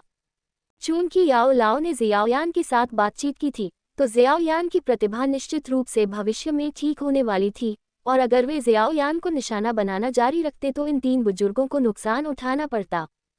ये देखकर कि तीनों बुजुर्ग उसके साथ काफ़ी अच्छे थे, ज़ियाओ मिंग ने सोचा कि उनके लिए कबीले के सदस्यों पर लगाम लगाना बेहतर होगा। जब उन्होंने ज़ियाओ मिंग के शब्दों को सुना जिसमें उन्होंने कबीले के सदस्यों पर लगाम लगाने के लिए कहा था, तो तीनों बुजुर्गों ने सोचा कि ज़ियाओ मिंग ज़ियाओ यान का बचाव कर रहा है, इसलिए उन्होंने एक दूसरे को देखा और अपना सिर हिलाया। हालांकि वे ज़ियाओ यान को पसंद नहीं करते थे, लेकिन चूंकि ज़ियाओ मिंग ने बोल दिया था, इसलिए वे केवल वही कर सकते थे जो उन्हें कहा गया था। मेनू दिखाओ। उपन्यास बिन। उपन्यास BTTH life simulator system. BTTH life simulator system C105 jam अपवित्र शहर जेया जिंग तियान। अध्याय 105 जेयम अपवित्र शहर जेया जिंग तियान। अगले दिन ज़ियाओ मिंग ज़ी यान को याओ ये से मिलने के लिए सिटी लॉर्ड के निवास पर ले गया और साथ में जेयामा पवित्र शहर की ओर चल पड़ा। 2 दिन बाद जेयामा शाही परिवार द्वारा विशेष रूप से पाले गए एक उड़ने वाले जादुई जानवर के ऊपर ज़ियाओ मिंग खिड़की के सामने खड़ा था और बाहर देख रहा था और दूरी पर एक विशाल शहर दिखाई दे रहा था। जेयामा साम्राज्य की शाही राजधानी के रूप में जेयामा पवित्र शहर में स्वाभाविक रूप से कई लोग निवास करते थे और जब आकाश से देखा जाता था तो ये जियानान शहर से भी बड़ा था, जहां जियानान अकादमी स्थित थी, जो एक प्राचीन और भव्य आभा को प्रकट करती थी। जैसे ही ज़ियाओ मिंग दूर की ओर देख रहा था, एक सुगंधित हवा का झोंका आया और उसके पास आकर रुक गया। अकेले ही दृश्यों का आनंद लेते हुए मास्टर ज़ियाओ मिंग वास्तव में सुरुचिपूर्ण है। मैं अपने कमरे में बोर हो रही हूँ, शाही राजधानी ज्यादा दूर नहीं है, इसलिए बाहर जाकर अपने मूड को शांत करने के लिए चारों ओर देखना अच्छा है, ज़ियाओ मिंग ने मुस्कुराते हुए कहा। याओ ये ने ज़ियाओ मिंग को देखा, जिसके चेहरे पर हल्की मुस्कान थी और उसके चेहरे पर भी मुस्कान आ गई। 2 दिन साथ रहने के बाद याओ ये ने देखा कि जियो मिंग अभी भी काफी मिलनसार था और जब उसका सामना जियो मिंग से दोबारा हुआ तो वह उससे पहली मुलाकात की तुलना में कम घबराई हुई थी। क्या हम वहां पहुंच चुके हैं ज़ियाओ मिंग? अगले कमरे में ज़ियाओ मिंग की आवाज गूंजने के बाद बैंगनी रंग की चोटी वाला एक छोटा सिर दरवाजे से बाहर झांका। यदि वह ज़ियान नहीं था तो वह कौन था? हाँ, हम 2 मिनट में वहां पहुंच जाएंगे, जियो मिंग ने ज़ियान से कहा, जो कमरे में प्रवेश कर चुका था और सीधे उसके और याओ ये के बीच आ गया था। आखिरकार, मैं हर बार जब भी इस उड़ने वाले जानवर की सवारी करती हूँ तो बहुत ऊब जाती हूँ, और फिर भी तुम मुझे जड़ी बूटियां ढूंढने के लिए बाहर नहीं जाने देते। हम्फ, अगर तुम मुझसे पूछो तो क्या इतनी कम दूरी खुद उड़ना ज्यादा तेज नहीं है?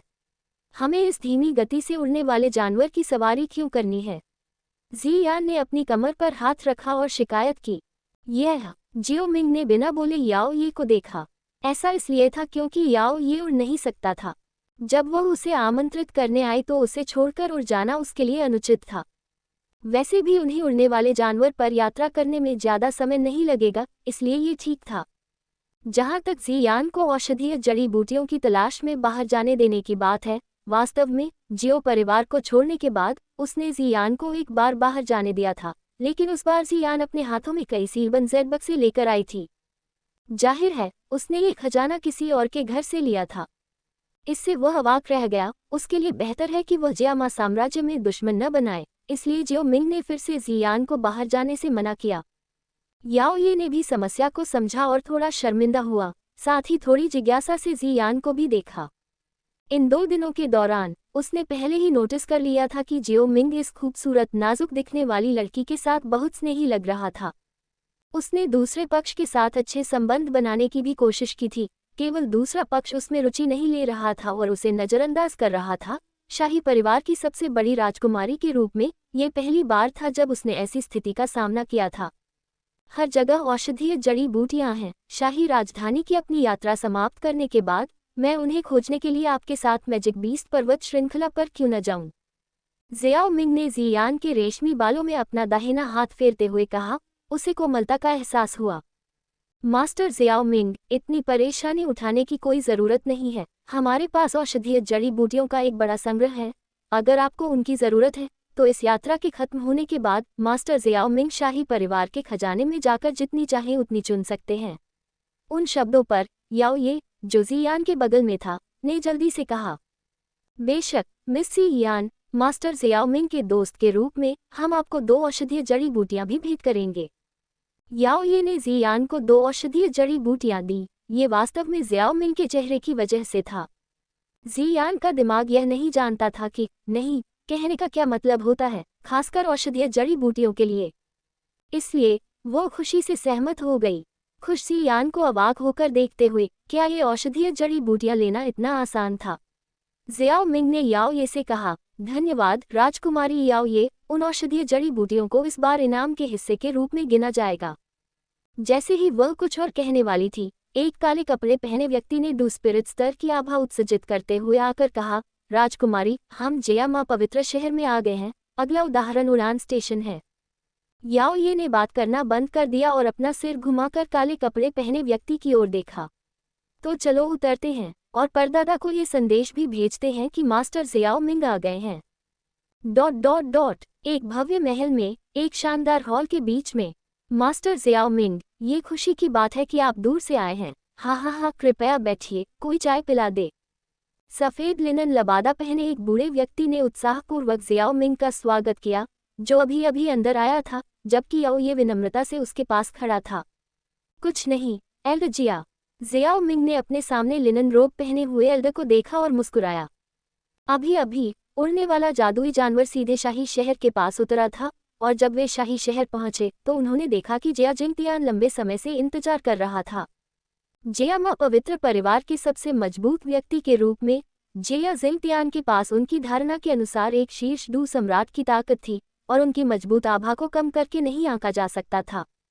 जैसे ही उसने देखा कि जियाओ मिंग और जियान उसके बगल में अपनी सीट पर बैठ गए हैं, जिया जिंगतियान मुस्कुराहट से भर गया और सबसे पहले उसने जियाओ मिंग की प्रशंसा की, बिना किसी शाही राजा के अहंकार के। प्रशंसा के शब्द वही पुराने तारीफ के शब्द थे जो जियाओ मिंग की प्रतिभा की प्रशंसा कर रहे थे, जिससे जियाओ मिंग के बगल में बैठा जियान उठकर आहें भरने लगा। हालांकि एक बुजुर्ग के रूप में जिया जिंगतियान दूसरों की तुलना में बहुत अच्छे से बात करता था, लेकिन जियाओ मिंग, जिसे पहले से ही आदत हो चुकी थी, शब्द उसके बाएं कान से गए और उसके दाहिने कान से निकल गए। जिया जिंगतियान के शब्दों से जो उसे आकर्षित करने का इरादा छलकने वाला था, उसे भी जियाओ मिंग ने सीधे तौर पर नजरअंदाज कर दिया।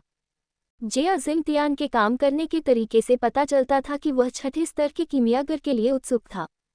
वह चिंतित क्यों न हो, छठे स्तर का अल्केमिस्ट जियामा साम्राज्य में शीर्ष पायदान पर है, बस वहां होने से वह बड़ी संख्या में मजबूत लोगों को आकर्षित कर सकता है। उसके पास जो आकर्षण है वह कल्पनीय है, और अगर जियाओ मिंग उसकी तरफ आकर्षित हो जाए तो शाही परिवार की शक्ति दोगुनी हो जाएगी। यही कारण है कि जिया जिंगतियान इतना उत्साही था।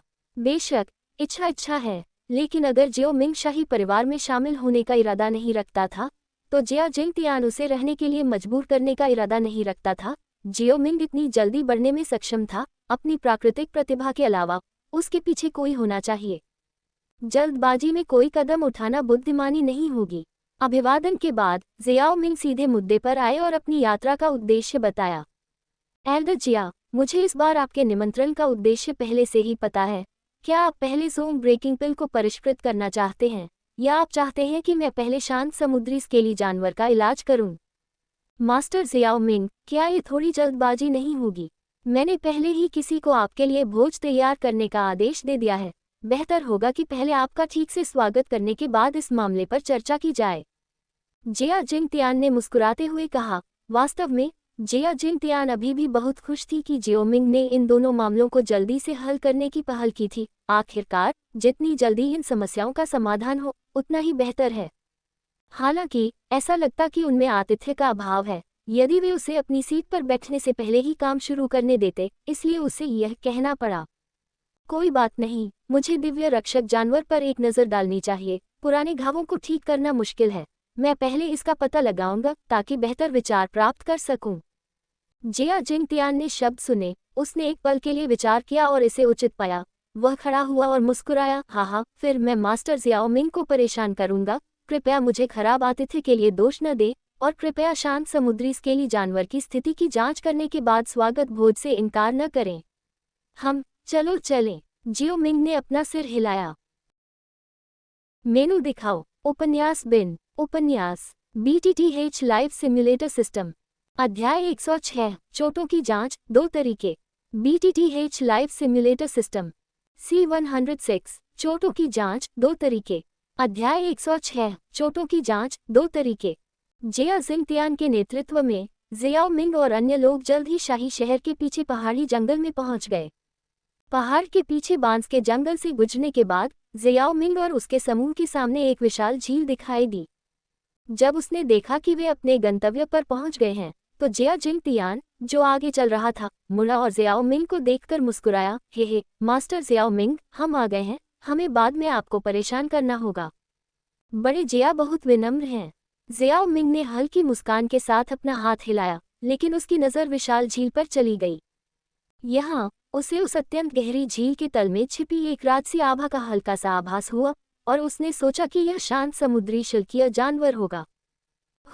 इस झील में वास्तव में एक बड़ा सांप है, ताकत के मामले में बुरा नहीं है। जबकि जियो मिंग को होश आ रहा था, उसके बगल में जियान अचानक आश्चर्यचकित होकर चिल्लाया और बोला। ये सुनकर जियो मिंग जियान की प्रतिक्रिया से आश्चर्यचकित नहीं हुआ। जियान एक प्राचीन शून्य ड्रैगन था, इसलिए यह बहुत अजीब नहीं था कि वह झील में शांत समुद्री स्केली जानवर को महसूस कर सकती थी।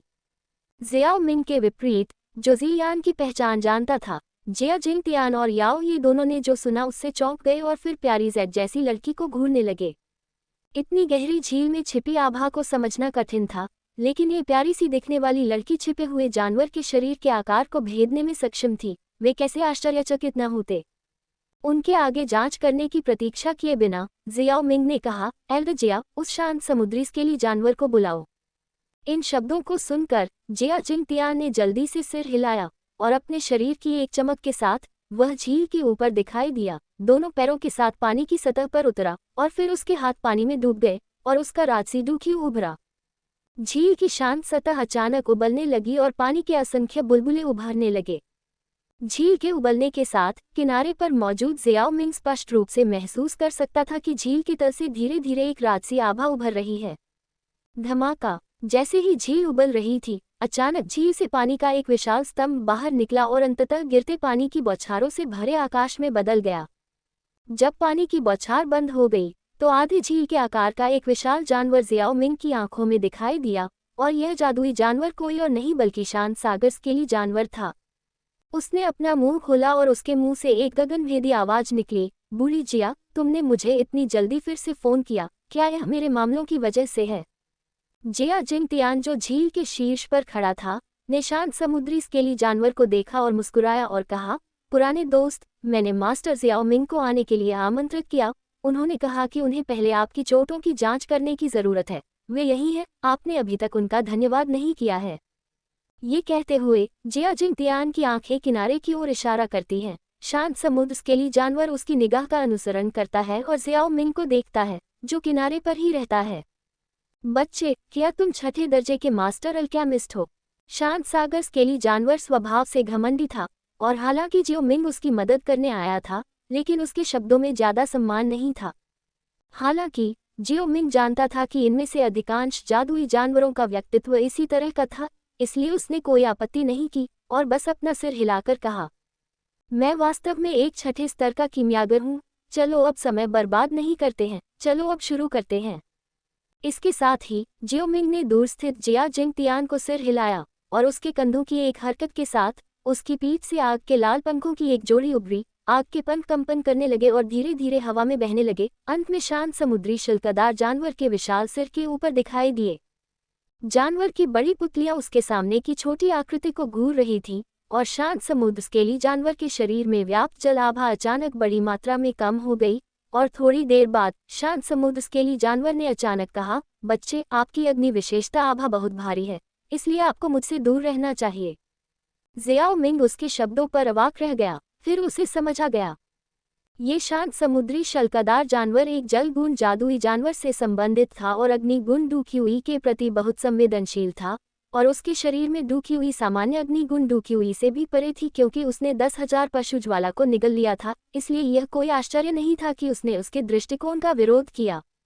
हालांकि चूंकि मामला ऐसा ही था, इसलिए एक विशेष तकनीक के साथ शांत समुद्री स्केली जानवर के शरीर की जांच करने के लिए अपने स्वयं के डुक्यूई का उपयोग करने की उनकी मूल योजना काम नहीं करेगी। इसके बारे में सोचने के बाद जियाओ मिंग ने कहा, मैंने मूल रूप से आपके शरीर की जांच करने के लिए एक विशेष तकनीक का उपयोग करने की योजना बनाई थी, लेकिन चूंकि आप मेरे डू क्यूई के लिए बहुत प्रतिकारक हैं, इसलिए मैं केवल अपनी आत्मा की शक्ति का उपयोग सीधे आपके शरीर की जांच करने के लिए कर सकता हूँ, इसलिए बाद में मेरी आत्मा की शक्ति का विरोध न करें, समझे। दूसरे पक्ष के शरीर की जांच करते समय यदि दूसरा पक्ष जानबूझकर विरोध करता है तो वह निश्चित रूप से दूसरे पक्ष के शरीर पर घावों के गहरे स्तर की जांच करने में सक्षम नहीं होगा, इसीलिए जियो मिंग ने ऐसा कहा था। आत्मिक शक्ति, ठीक है, जब तक आप मेरे शरीर पर वह खराब अग्निगुण डू क्यूई नहीं डालते, मैं विरोध नहीं करूंगा।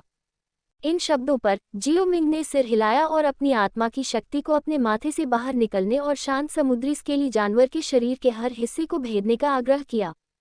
उसी समय शांत समुद्री स्केली जानवर के शरीर में मांसपेशियों और हड्डियों और डू क्यूई के संचालन पथ का हर विवरण जियो मिंग के दिमाग में दिखाई दिया। वे पुराने घाव जियाओ मिंग के दिमाग में भी दिखाई दिए। शरीर के परिधि पर सतही घावों को अनदेखा करते हुए जियाओ मिंग ने केवल अपने शरीर में गहरे घावों की खोज पर ध्यान केंद्रित किया। जैसा कि जियाओ मिंग ने अन्वेषण किया, शांत सागर स्केली जानवर ने केवल एक आश्चर्यजनक आत्मा शक्ति को अपने पूरे शरीर को स्कैन करते हुए महसूस किया। उसके बारे में सब कुछ दूसरे पक्ष की आंखों के सामने था, जिसके लिए वह केवल अपनी असुविधा को सहन कर सकता था और विरोध नहीं कर सकता था, जैसा कि जियाओ मिंग ने पहले उसे करने का आदेश दिया था। कुछ क्षण बाद जियो मिंग, जिसने शांत समुद्री स्केली जानवर के शरीर को कई बार स्कैन किया था, ने अपनी आत्मा शक्ति वापस ले ली। ये देखकर कि उसके शरीर की तकलीफ गायब हो गई है, शांत समुद्री शल्कीय जानवर ने जल्दी से पूछा, मेरा शरीर कैसा है, क्या इसे ठीक किया जा सकता है? शांत समुद्री शल्कदार जानवर के सवाल के जवाब में जियो मिंग केवल इतना कह सका कि यह एक पुराना घाव होने के योग्य था जो इतने लंबे समय से बना हुआ था और अभी तक ठीक नहीं हुआ था। ये वास्तव में काफी जटिल था। वास्तविक तथ्य यह था कि शांत समुद्री शल्कीय जानवर के शरीर पर केवल सतह पर कुछ निशान थे, लेकिन वास्तव में अंदर काफी समय से गंदगी थी। उसके शरीर के अंदर कई घाव थे जिन्हें ठीक करना मुश्किल था। उसकी मेरिडियन भी कई जगहों पर क्षतिग्रस्त हो गई थी और डू क्यूई की कार्यप्रणाली कभी कभी स्थिर हो जाती थी। जियाओ मिंग ने अनुमान लगाया कि अपने इस शरीर के साथ वह केवल 3 या 4 साल तक ही घावों को दबा सकता है। ऐसा केवल इसलिए था क्योंकि हाल के वर्षों में जिया मा साम्राज्य के आसपास की स्थिति अधिक स्थिर थी और उसे लड़ने की आवश्यकता नहीं थी। अन्यथा इसमें 3 या 4 साल नहीं लगेंगे, दुश्मन के खिलाफ सिर्फ 2 या 3 लड़ाइयां होंगी और फिर शांत समुद्री स्केली जानवर अपने घावों के कारण पूरी तरह से गिर जाएगा, जिससे फिर से लड़ना मुश्किल हो जाएगा। जियाओ मिंग ने अपनी जांच के परिणामों को शांत सागर स्केली जानवर के साथ साथ जिया जिंग तियान को भी बताया, जो उसके पक्ष में आ गए थे। ये सुनकर कि यह इतना गंभीर था, जिया जिंग तियान ने भौहें सिकुड़ी और जल्दी से पूछा, मास्टर जियो मिंग, तो क्या यह अभी भी ठीक हो सकता है? ये हो सकता है। इस प्रश्न का उत्तर जियाओ मिंग ने स्पष्ट रूप से दिया। जब जिया जिंग तियान ने जियो मिंग के आत्मविश्वास भरे चेहरे को देखा तो उसे राहत महसूस हुई। अभी अभी उसने जियो मिंग को इतनी गंभीरता से बात करते हुए देखा था, जिससे उसे लगा कि शांत समुद्री स्केली जानवर का इलाज करना मुश्किल था। जब तक यह इलाज योग्य था, इससे कोई फर्क नहीं पड़ता कि वह अब गंभीर रूप से घायल हो गया है। शांत सागर स्केली जानवर स्वाभाविक रूप से अपने शरीर की स्थिति के बारे में बहुत स्पष्ट था। ये देखकर कि जियाओ मिंग ने कहा कि अभी भी एक इलाज था, वह भी खुशी से भर गया। उसने जल्दी से पूछा, मुझे ठीक करने के लिए महामहिम के पास क्या तरीके हैं? शांत समुद्री शल्कदार जानवर की आवाज सुनकर, जो अचानक बहुत विनम्र हो गया था, जियाओ मिंग मुस्कुराया और कहा, मैं कई तरीकों के बारे में जानता हूँ, हालांकि उनमें से कुछ को प्राप्त करना बहुत मुश्किल है, इसलिए मैं केवल 2 सबसे व्यवहार्य तरीकों के बारे में बताऊंगा। पहला एक मध्यवर्ती स्तर की 6ठी स्तरीय गोली है जिसका जादुई जानवरों के घावों पर असाधारण रूप से उल्लेखनीय प्रभाव पड़ता है, मिश्रित अस्थि मोल्डिंग गोली। दूसरा 4 निम्न स्तर की 6ठी स्तरीय गोलियों का उपयोग करना है, जीवन शक्ति गोली। आप एक चुन सकते हैं। मेनू दिखाओ। उपन्यास बिन। उपन्यास BTTH लाइव सिम्युलेटर सिस्टम। अध्याय 107 गोलियों का शोधन। BTTH live simulator system. अध्याय 107 गोलियों का शोधन। ये देखकर कि जियो मिंग ने आसानी से 2 उपचार विधियों का नाम बताया था, जिया जिंग तियान ने पहले मन ही मन अपने दिल में प्रशंसा की कि वह एक मास्टर कीमियागर होने के योग्य था, उन मास्टर कीमियागरों से तुलनीय नहीं था जिन्हें उसने पहले खोजा था। एक क्षण सोचने के बाद उसे एहसास हुआ कि ऐसा लगता है कि उसने इन 2 प्रकार की गोलियों के बारे में पहले कभी नहीं सुना था। यदि वह नहीं जानता था तो वह पूछ लेता था, इसलिए जिया जिंग तियान ने विनम्रतापूर्वक जियाओ मिंग से सलाह मांगी। मास्टर जियाओ मिंग, मुझे आश्चर्य है कि इन 2 तरीकों के बीच क्या अंतर है। अंतर यह है कि इसके लिए केवल मिक्स्ड बोन मोल्डिंग पिल की आवश्यकता होती है क्योंकि जादुई जानवरों पर इसका विशेष प्रभाव होता है। अरे हाँ, इस पिल को इस्तेमाल करते समय एक विशेष तकनीक की भी आवश्यकता होती है। दूसरी ओर विटलिटी पिल का जादुई जानवरों पर कोई विशेष प्रभाव नहीं होता है, साथ ही इसका ग्रेड कम होता है, इसलिए इसकी अधिक आवश्यकता होती है। वैसे मैं इन दोनों गोलियों को परिष्कृत कर सकता हूँ। जियो मिंग का जवाब इतना स्पष्ट रूप से सुनकर जिया जिंग तियान और शांत समुद्री स्केली जानवर एक दूसरे को देखने लगे जैसे कि वे बातचीत कर रहे हों। कुछ समय बाद जिया जिंग तियान ने कहा, हम मिश्रित हड्डी मोल्डिंग गोली का उपयोग करना चुनेंगे। मुझे आश्चर्य है कि मास्टर जियाओ मिंग को किन जड़ी बूटियों की आवश्यकता है, हमें बताएं ताकि हम बाद में इसे तैयार करने के लिए किसी को आदेश दे सकें। जिया जिंग तियान का चयन जियाओ मिंग के लिए अप्रत्याशित नहीं था, क्योंकि 4 निम्न श्रेणी की 6ठी स्तरीय गोलियां बनाने की तुलना में एक मध्यवर्ती 6ठी स्तरीय गोली बनाना स्पष्ट रूप से अधिक तेज था। जियो मिंग भी ऐसा करने में खुश था और उसने मिक्स्ड बोन मोल्डिंग पिल को परिष्कृत करने के लिए आवश्यक औषधीय जड़ी बूटियों का सीधे तौर पर हवाला दिया। हड्डी को आकार देने वाला फूल, रक्त शतानुसार। कल मैं तुरंत किसी को औषधीय सामग्री पहुंचाने के लिए भेजूंगा मास्टर जियो मिंग, सफलता की दर की परवाह किए बिना, जब तक मास्टर इसे परिष्कृत कर सकते हैं, चाहे कितनी भी औषधीय सामग्री का सेवन किया जाए, मेरे शाही परिवार को इसकी परवाह नहीं होगी। आवश्यक औषधीय जड़ी बूटियों पर ध्यान देने के बाद जिया जिंग तियान मुस्कुराया और बड़ी उदारता से बोला। हालांकि मिश्रित अस्थि मोल्डिंग गोली बनाने के लिए आवश्यक जड़ी बूटियां साधारण नहीं थीं, लेकिन वे शाही परिवार की समृद्ध संग्रह के लिए कोई समस्या नहीं थी। शाही परिवार न केवल मिश्रित हड्डी मोल्डिंग गोली के लिए बल्कि अधिक उन्नत सोंग ब्रेकिंग गोली के लिए भी औषधीय सामग्रियों के कुछ जोड़े इकट्ठा कर सकता है, इसलिए ये कहा जा सकता है कि वे बेहद अमीर और उदार हैं। शांत समुद्री शल्कीय जानवर की स्थिति का निरीक्षण करने के बाद जियाओ मिंग और अन्य लोग शाही शहर के पीछे से निकलकर शाही परिवार द्वारा तैयार किए गए भोज की ओर चल पड़े। उस रात अच्छी तरह से आराम करने के बाद अगले दिन जियाओ मिंग को जिया जिंग तियान द्वारा व्यक्तिगत रूप से भेजी गई औषधीय जड़ी बूटियां प्राप्त हुईं। जियो मिंग ने तुरंत खुद को कुछ दिनों के लिए अलग नहीं किया, बल्कि कुछ गोलियों की बोतलें निकाली और उन्हें जियान को सौंप दिया, और उसे अगले कुछ दिनों में इधर उधर न भटकने की चेतावनी देने के बाद वह उस गुप्त कमरे में प्रवेश कर गया जिसे जिया जिंग तियान ने उसके लिए तैयार किया था। गुप्त कमरे में जियाओ मिंग पत्थर के बिस्तर के ऊपर पैर मोड़कर बैठा हुआ था।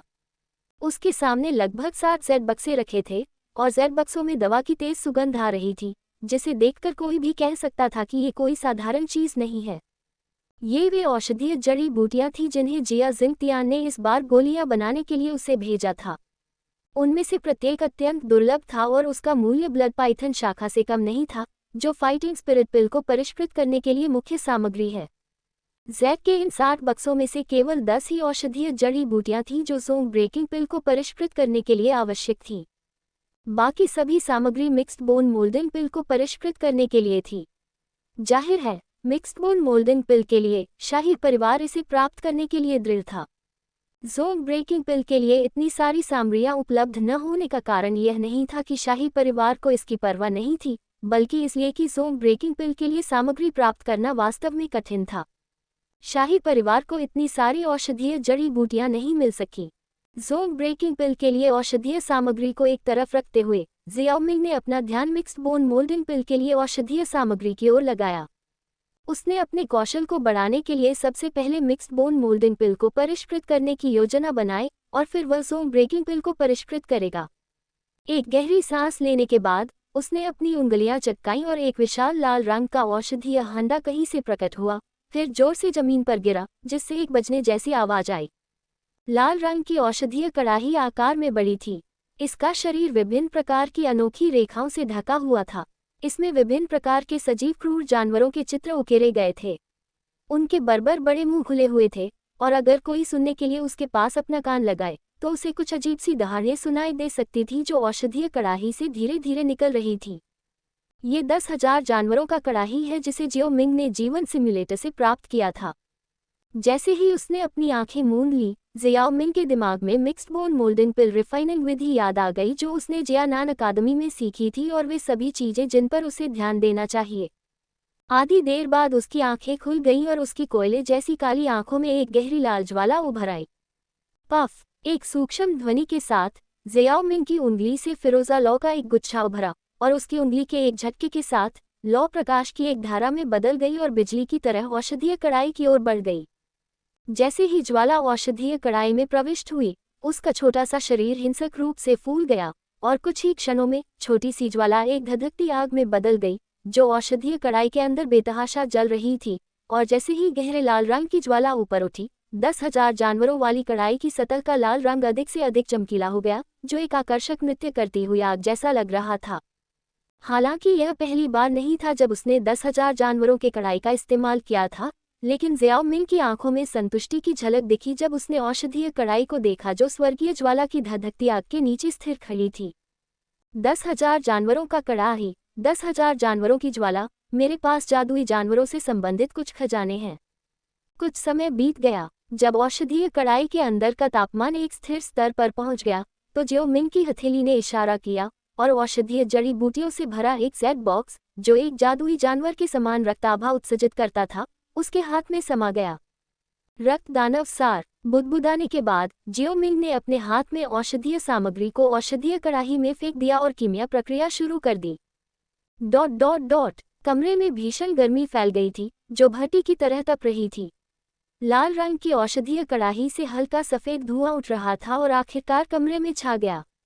औषधीय कड़ाई के सामने ज़ियाओ मिंग का चेहरा भावहीन था, क्योंकि उसकी निगाह कड़ाई के अंदर फिरोज़ा लौ में धीरे धीरे घूम रही प्रोटोटाइप औषधीय गोली पर टिकी थी। इसकी राजसी आत्मिक शक्ति तापमान के उतार चढ़ाव में हेरफेर कर रही थी और इसे हमेशा एक स्थिर तापमान पर स्थिर रखती थी। आधे घंटे की धीमी वाष्पीकरण के बाद उसमें से धीरे धीरे एक समृद्ध औषधीय सुगंध उभरने लगी। औषधियुक्त कड़ाई से ऊर्जा के सूक्ष्म उतार चढ़ाव निकले और अंततः कड़ाई की भीतरी दीवार से जोर से टकराए, जिससे एक धीमी सी खनकने वाली ध्वनि उत्पन्न हुई तथा कड़ाई में औषधीय सुगंध लगातार घनी होती गई। काफी देर के बाद ज़ियाओ मिंग की आंखें अचानक चमक उठी और औषधीय कड़ाई का ढक्कन अपने आप गिर गया, जबकि अंदर की गोल हरे रंग की गोली बाहर उड़ गई और अंततः ज़ियाओ मिंग के हाथ में आ गई। अपने हाथ में गोली की हल्की सी गर्मी महसूस करते हुए ज़ियाओ मिंग ने राहत की सांस ली। यद्यपि इस मिश्रित अस्थि मोल्डिंग गोली को छठी श्रेणी की गोलियों में से केवल मध्यम श्रेणी की गोली ही कहा जा सकता है, फिर भी यह एक सच्ची छठी श्रेणी की गोली थी। भले ही ज़ियाओ मिंग को 10,000 जानवरों की ज्वाला की मदद मिली हो, फिर भी उसे इस स्तर की गोली को परिष्कृत करते समय सावधान रहना होगा, अन्यथा वह असफल हो जाएगा। इस बार ज़ियाओ मिंग ने गलती से सम्लन चरण के दौरान कुछ सामग्री बर्बाद कर दी जब वह मिश्रित हड्डी मोल्डिंग गोली को परिष्कृत कर रहा था। दूसरी बार सबक सीखने के बाद ही वह इस गोली को परिष्कृत करने में सफल हो सके। हरे रंग की मिक्स्ड बोन मोल्डिंग पिल को जेड जार में डालने के बाद, जिसे विशेष रूप से गोलियों के भंडारण के लिए डिजाइन किया गया था, ज़ियाओ मिंग ने मिक्स्ड बोन मोल्डिंग पिल को परिष्कृत करने के बाद बची हुई दर्जनों जड़ी बूटियों को देखा। कीमियागरों के नियमों के अनुसार मिश्रित अस्थि मोल्डिंग गोली पहले से ही परिष्कृत हो चुकी थी, इसलिए अब ये औषधीय जड़ी बूटियां उसकी थीं। दर्जनों बहुमूल्य औषधीय जड़ी बूटियों के साथ इस बार भुगतान प्राप्त किए बिना भी ज़ियाओ मिंग ने भाग्य बना लिया था। यदि जियामा शाही परिवार को पता चल जाता कि ज़ियाओ मिंग ने मिश्रित हड्डी मोल्डिंग गोली को परिष्कृत करने के लिए औषधीय जड़ी बूटियों के केवल 2 सेट का उपयोग किया था, तो कोई नहीं बता सकता था कि उन्हें कैसा महसूस होगा। उन औषधीय सामग्रियों को जेब में रखने के बाद ज़ियाओ मिंग ने अपना ध्यान औषधीय सामग्रियों के शेष दर्जन डिब्बों की ओर लगाया। ये वे लोग थे जिनकी ज़ोंग ब्रेकिंग पिल को परिष्कृत करने के लिए आवश्यकता थी।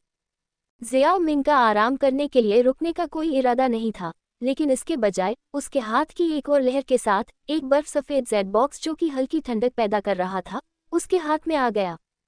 जेड बॉक्स के अंदर एक मृत पेड़ की शाखा थी जो एक बर्फ की मूर्ति की तरह चुपचाप पड़ी हुई थी, लेकिन हालांकि इस वस्तु की उपस्थिति बहुत अच्छी नहीं थी, लेकिन इसके शरीर से निकलने वाली समृद्ध औषधीय सुगंध से लोगों को पता चल गया कि यह कोई साधारण वस्तु नहीं थी। यह एक पेड़ की शाखा नहीं थी, बल्कि अत्यधिक ठंड के स्थान पर संघनित अत्यंत शुद्ध ठंडी ऊर्जा से बनी शाखा थी। यदि कोई व्यक्ति जो बर्फ डूक्यूई की खेती करता है उसे परिष्कृत और अवशोषित करता है, तो यह डूक्यूई की शीतलता को और भी अधिक बढ़ा देगा। ज़ियाओ मिंग के पास भी अपनी अंगूठी में ये खजाना नहीं था, इसलिए उसने औषधीय जड़ी बूटी पर एक नज़र डाली। शीतमज्जा शाखा को दोनों अंगुलियों से पकड़ने पर बर्फीली ठंडक उसकी अंगुलियों में तेजी से फैल गई, जिससे उसका लगभग पूरा हाथ सुन्न हो गया। ज़ियाओ मिंग ने अपनी बांह को देखा, जो बर्फ के पतले टुकड़ों से ढकी हुई थी, और उसके दिमाग की एक झपक के साथ लाल लपटें तेजी से उसके शरीर में प्रवाहित हुईं, जिसने उसके शरीर पर आक्रमण करने वाली ठंडी आभा को तुरंत बाहर निकाल दिया। अपनी हथेली की एक लहर के साथ ठंडी मज्जा शाखा को बड़ी सटीकता के साथ औषधीय कढ़ाई में फेंक दिया गया, और फिरोजा लॉ ने प्रचंड रूप से उछलते हुए उसे एक ही कौर में निगल लिया। धधकती लपटों का सामना करते हुए कोल्ड मैरो ब्रांच ने न केवल मौत का इंतजार किया, बल्कि बर्फीले कोहरे की एक सतत धारा उत्सर्जित की, जो ताप शरण को रोकने की कोशिश कर रही थी।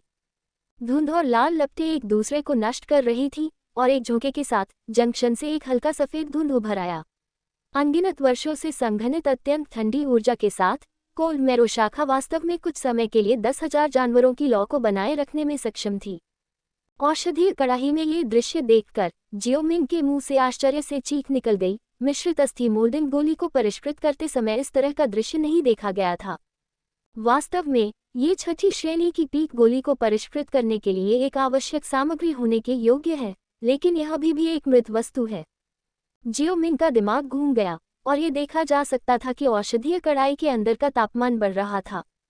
शीतमज्जा शाखा अंततः बढ़ती हुई गर्म लपटों का प्रतिरोध करने में असमर्थ हो गई, और इसकी सतह पर बर्फ जैसी सामग्री पिघलने के संकेत दिखाने लगी। ये दृश्य देखकर जियाओमिंग हंस पड़ा। ये भी उनकी स्वर्गीय ज्वाला के कारण ही है। यदि इसे साधारण ज्वाला से प्रतिस्थापित किया जाए, तो भय है कि उस शीतमज्जा शाखा को परिष्कृत करने में कम से कम 1 या 2 दिन का समय लगेगा, तथा खपत भी बहुत अधिक होगी। एक कीमियागर के लिए स्वर्गीय ज्वाला एक सच्चे दिव्य हथियार से कम नहीं है। शोधन लगभग 1 घंटे तक चला, और ठोस शीतमज्जा शाखा अंततः बर्फ सफेद चिपचिपे तरल में परिवर्तित हो गई, जो बहते समय अत्यंत सघन और शुद्ध ऊर्जा उत्सर्जित करती थी। इसे परिष्कृत करने के बाद जियाओमिंग ने इसे तड़का लगाने से पहले 1 और आधा घंटा बिताया। फिर बिना आराम किए उसने अपनी हथेली हिलाए और फिर से एक और जड़ी बूटी, वह भी जिद्दी होकर, औषधीय कड़ाही में डाल दी। बंद कमरे में समय धीरे धीरे बीत रहा था। जैसे जैसे जियाओमिंग के सामने जेड बॉक्स में रखी औषधीय जड़ी बूटियां धीरे धीरे कम होती गईं, और एक समृद्ध औषधीय सुगंध मिश्रित होकर धुंध के बादल की तरह कमरे में फैल गई। पूफ! अचानक एक तीव्र ऊर्जा उतार चढ़ाव भड़क उठा, और एक गहरी ध्वनि के साथ शुद्ध औषधीय तरल, जिसे बड़ी कठिनाई से परिष्कृत किया गया था, तब तक हिलाया गया जब तक कि वह नष्ट नहीं हो गया। पहली बार मिश्रित अस्थि मोल्डिंग गोली को परिष्कृत करने के समान ही परिवर्तन महसूस करते हुए जियोमिंग ने थोड़ा सा भौहें सिकुड़ी और फिर धीरे से आह भरी। हम फिर से शुरू करते हैं। हर बार जब औषधीय सामग्रियों को सम्मिलित करने की आवश्यकता होती है, तो पहले कुछ बार वास्तव में मुश्किल होता है। पत्थर के बिस्तर के ऊपर बैठे हुए जियाओमिंग ने एक पल के लिए सोचा। उसका दिमाग उस दृश्य को दोहराता रहा जो औषधीय अवयवों को मिलाते समय उत्पन्न हुआ था, और केवल लंबे समय के बाद उसने फिर से ध्यान केंद्रित किया, औषधीय कड़ाई को पोंछा और फिर से शुरू किया। मेनू दिखाओ। उपन्यास बिन। उपन्यास BTTH लाइव सिम्युलेटर सिस्टम। अध्याय 108 शाही राजधानी power house. BTTH live simulator system. C108 शाही राजधानी के शक्तिशाली केंद्र।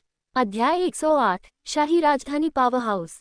गोलियों को परिष्कृत करना भी एक कठिन और उबाऊ काम था। पहली बार असफल होने के बाद जियाओमिंग को जड़ी बूटियों के दूसरे बैच को परिष्कृत करने में लगभग 5 या 6 घंटे लग गए। इस बार जियाओमिंग के सावधानीपूर्वक नियंत्रण के कारण सम्मेलन के दौरान कोई समस्या नहीं आई। हालांकि जब अंतिम गोली आकार लेने वाली थी, तो थोड़ा विचलन हुआ और कीमती जड़ी बूटियों को एक बार फिर त्याग दिया गया। फेंकी गई जड़ी बूटियों को देखकर जियोमिंग थोड़ा दुखी हुआ, ये जानते हुए कि अगर वह इस समय ज़ोंग ब्रेकिंग पिल बनाने में सफल हो जाता, तो ये अतिरिक्त कीमती जड़ी बूटियां उसकी होती। लेकिन अब एक और बैच गायब था। दुर्भाग्यवश ज़ोंग ब्रेकिंग पिल को परिष्कृत करना मेरी अपेक्षा से कहीं अधिक कठिन है। एक आह भरते हुए जियोमिंग ने जड़ी बूटियों को लेने और उन्हें फिर से परिष्कृत करने में जल्दबाजी नहीं की। इसके बजाय उसने अपने दिमाग को शांत किया और अपने दिमाग में पिछली 2 बार की शोधन प्रक्रिया को चरण दर चरण दोहराया। आधे घंटे के बाद ही जियाओमिंग ने स्पष्ट मन से अपनी आंखें फिर से खोली। उसकी नज़र औषधीय अवयवों पर टिकी हुई थी। मुझे लगता है कि इस बार सब ठीक होना चाहिए, अन्यथा यह एक बड़ा झटका होगा। यह विचार करते हुए जियाओमिंग ने अपने हाथ पर लगी मुहर को हिलाया, और औषधीय कड़ाही में एक बार फिर से आग की लपटें उठने लगीं। लपटें ऊपर उठी और लाल आग की रोशनी जियाओमिंग के सुंदर चेहरे पर चमक उठी, जिसमें एक अजीब आकर्षण दिखाई दे रहा था। जब जियाओ मिंग के हाथ ऊपर नीचे हो रहे थे तो कीमती औषधीय जड़ी बूटियां औषधीय कढ़ाई में गिरती रहीं और आग की लपटों में समा गईं। लपटों के बीच समय चुपचाप बीतता गया, जैसे उंगलियों के बीच रेत। और जियाओ मिंग के माथे पर पसीने की महीन बूंदें हल्की हल्की दिखाई देने लगी, यहाँ तक कि उसे भी लगातार लंबे समय तक सफाई करने से थोड़ी थकान महसूस हुई। इस बार जियाओ मिंग ने अपनी लगभग पूरी आत्मशक्ति के साथ औषधीय कढ़ाई पर आक्रमण कर दिया था और अंदर की किसी भी हलचल को वह पहली ही बार में पता लगा सकता था। उनके गहन ध्यान के अंतर्गत औषधीय कड़ाही में मौजूद असंख्य शुद्ध औषधीय तरल पदार्थ धीरे धीरे एक दूसरे में मिलने लगे। यह विलय जियो मिंग के विभिन्न सावधानीपूर्वक जोड़ तोड़ के तहत हुआ। सौभाग्य से इस बार इस स्तर पर कोई गलती नहीं हुई, और जब औषधीय तरल पदार्थों का सम्मिलन पूरा हो गया तो औषधीय कड़ाई में आधे मुट्ठी के आकार का चमकता हुआ तरल पदार्थ दिखाई दिया। जियाओ मिंग को राहत नहीं मिली जब उसने सभी प्रकार की औषधीय शक्तियों के साथ मिश्रित तरल द्रव्यमान को देखा, और उसका मन तनाव में रहा क्योंकि उसकी आत्मिक शक्ति ने आग को एक सही स्तर पर नियंत्रित किया, धीरे धीरे तापमान को ठंडा किया, जिससे तरल द्रव्यमान के भीतर कई औषधीय तरल पदार्थ पूरी तरह से संघनित होने लगे। जैसे जैसे तरल द्रव्यमान धीरे धीरे सिकुड़ता और संघनित होता गया, लगभग आधे घंटे के बाद तरल द्रव्यमान की सतह धीरे धीरे सख्त होने लगी और एक अनियमित सतह वाली प्रोटोटाइप गोली ने धीरे धीरे आकार लेना शुरू कर दिया। अंततः इसे संघनित होते देख जियाओ मिंग ने राहत की सांस ली। सबसे कठिन चरण पूरे हो चुके थे। अगला, जब तक आग बनाए रखी गई थी और प्रोटोटाइप गोली पूरी तरह से संघनित थी, तब ज़ोन ब्रेकिंग पिल को सफलतापूर्वक परिष्कृत किया जाना चाहिए था। गुप्त कमरे से ज्यादा दूर नहीं, उसी छत के नीचे लिविंग रूम के अंदर जियान कुर्सी पर ऊबकर बैठी थी। उसके हाथ में जैद की शीशी थी जो जियाओ मिंग ने छोड़ी थी, और वह उसमें बची हुई गोलियों की गिनती कर रही थी। 1, 2, 11, केवल 11 बचे हैं कैंडी। मेरा मतलब है औषधीय गोलियां बहुत तेजी से खत्म हो रही हैं। जब जियाओ मिंग बाहर आएगा तो मुझे उससे मेरे लिए और अधिक औषधीय गोलियां बनाने के लिए कहना होगा। उसके बगल वाली सीट पर बैठे याओ ये ने जियान को देखा, जो जिज्ञासु चेहरे के साथ कुछ बुदबुदा रही थी। मैं देख रहा हूं कि मास्टर जियाओ मिंग अभी भी आपको गोलियां दे रहे हैं। क्या आप बीमार हैं मिस जियान? क्योंकि याओ ये ने जियाओ मिंग के गोली शोधन एकांतवास के दौरान जियान को 2 औषधीय जड़ी बूटियां दी थी। जियान ने अब उसे अनदेखा नहीं किया, इसलिए उसके मुंह में एक गोली डालने के बाद उसने स्पष्ट रूप से कहा, अगर मुझे बड़ा होना है तो मुझे हर समय औषधीय जड़ी बूटियां खानी होंगी और डू सम्राट के दायरे में पहुंचना होगा, अन्यथा मैं हमेशा एक बच्चे की तरह दिखूंगी। क्या औषधीय जड़ी बूटियां खाकर बड़ा हुआ जा सकता है? औषधीय जड़ी बूटियां बहुत शक्तिशाली होती हैं और जादुई जानवरों के अलावा कोई भी उन्हें कच्चा नहीं खा सकता। इससे शरीर बड़ा नहीं होता है न? याओ ये के चेहरे पर उलझन भरी झलक थी, लेकिन जल्द ही उसे जियान की उस तीक्ष्ण समझ का ख्याल आया जो उसने शांत समुद्री शिल्कदार जानवर का सामना करते समय दिखाई थी। वह अपने दिल में एक संभावना के बारे में सोचने से खुद को रोक नहीं सकी। क्या वह एक जादुई जानवर हो सकता है जिसने मानव रूप ले लिया है? अपने दिल में इस बारे में सोचते हुए याओ ये ने नहीं पूछा। आखिरकार इस तरह का पहचान प्रश्न थोड़ा संवेदनशील था। एक और गोली मुंह में निगलते हुए जियान ने जेड जार में शेष औषधीय गोलियों को देखा और महसूस किया कि उसे आज के बाद खाने के लिए कोई और गोली नहीं चाहिए। उसके चेहरे पर तुरंत अधीरता का भाव दिखाई दिया और उसने ये कहते हुए अपने गाल फुला लिए, जियो मिंग, तुम 3 दिनों से गुप्त कमरे में हो, तुम अभी तक बाहर क्यों नहीं आए? गोली को परिष्कृत करने में अपने आप में बहुत समय लगता है, और अगर ये 2 छठी श्रेणी की गोलियां हों तो और भी अधिक समय लगता है। याओ ये उसकी बातें सुनकर थोड़ा मुस्कुराए। उसकी खूबसूरत आंखें उस दिशा में हल्की सी घूमी जहां जियाओ मिंग का गुप्त कमरा था, और कहा, इसमें अभी भी कुछ दिन लगेंगे। याओ ये जानती थी कि कीमियागरों को परिष्कृत करने में बहुत समय लगता है, इसलिए इस बार एक ग्राहक के रूप में उसने खुद को धैर्यवान माना। जियान के साथ ऐसा नहीं था, जिसके पास कभी ज्यादा धैर्य नहीं था। जब उसने सुना कि इसमें कई दिन और लगेंगे तो वह कुछ कहना चाहती थी, लेकिन इससे पहले कि वह कुछ बोल पाती, पूरा कमरा जोर से हिल गया। अचानक आए कंपन से याओ ये और जियान भी थोड़ा स्तब्ध रह गए, और फिर उनकी नज़र गुप्त कमरे की ओर चली गई, जहां असामान्य रूप से सघन ऊर्जा में उतार चढ़ाव तेजी से आकार ले रहा था। लगता है कि शोधन सफल होने जा रहा है। घने ऊर्जा उतार चढ़ाव को महसूस करते हुए याओ ये की खूबसूरत आंखों में खुशी की एक चमक चमक उठी। जब कुछ उच्च स्तरीय गोलियां बनी तो उन्होंने काफी हंगामा मचाया, और अब ये स्पष्ट रूप से मामला था। जियान भी बहुत खुश हुई जब उसने जो कहा उसे सुना। क्या इसका मतलब यह नहीं था कि जियाओ मिंग पहले ही बाहर आ जाएगी?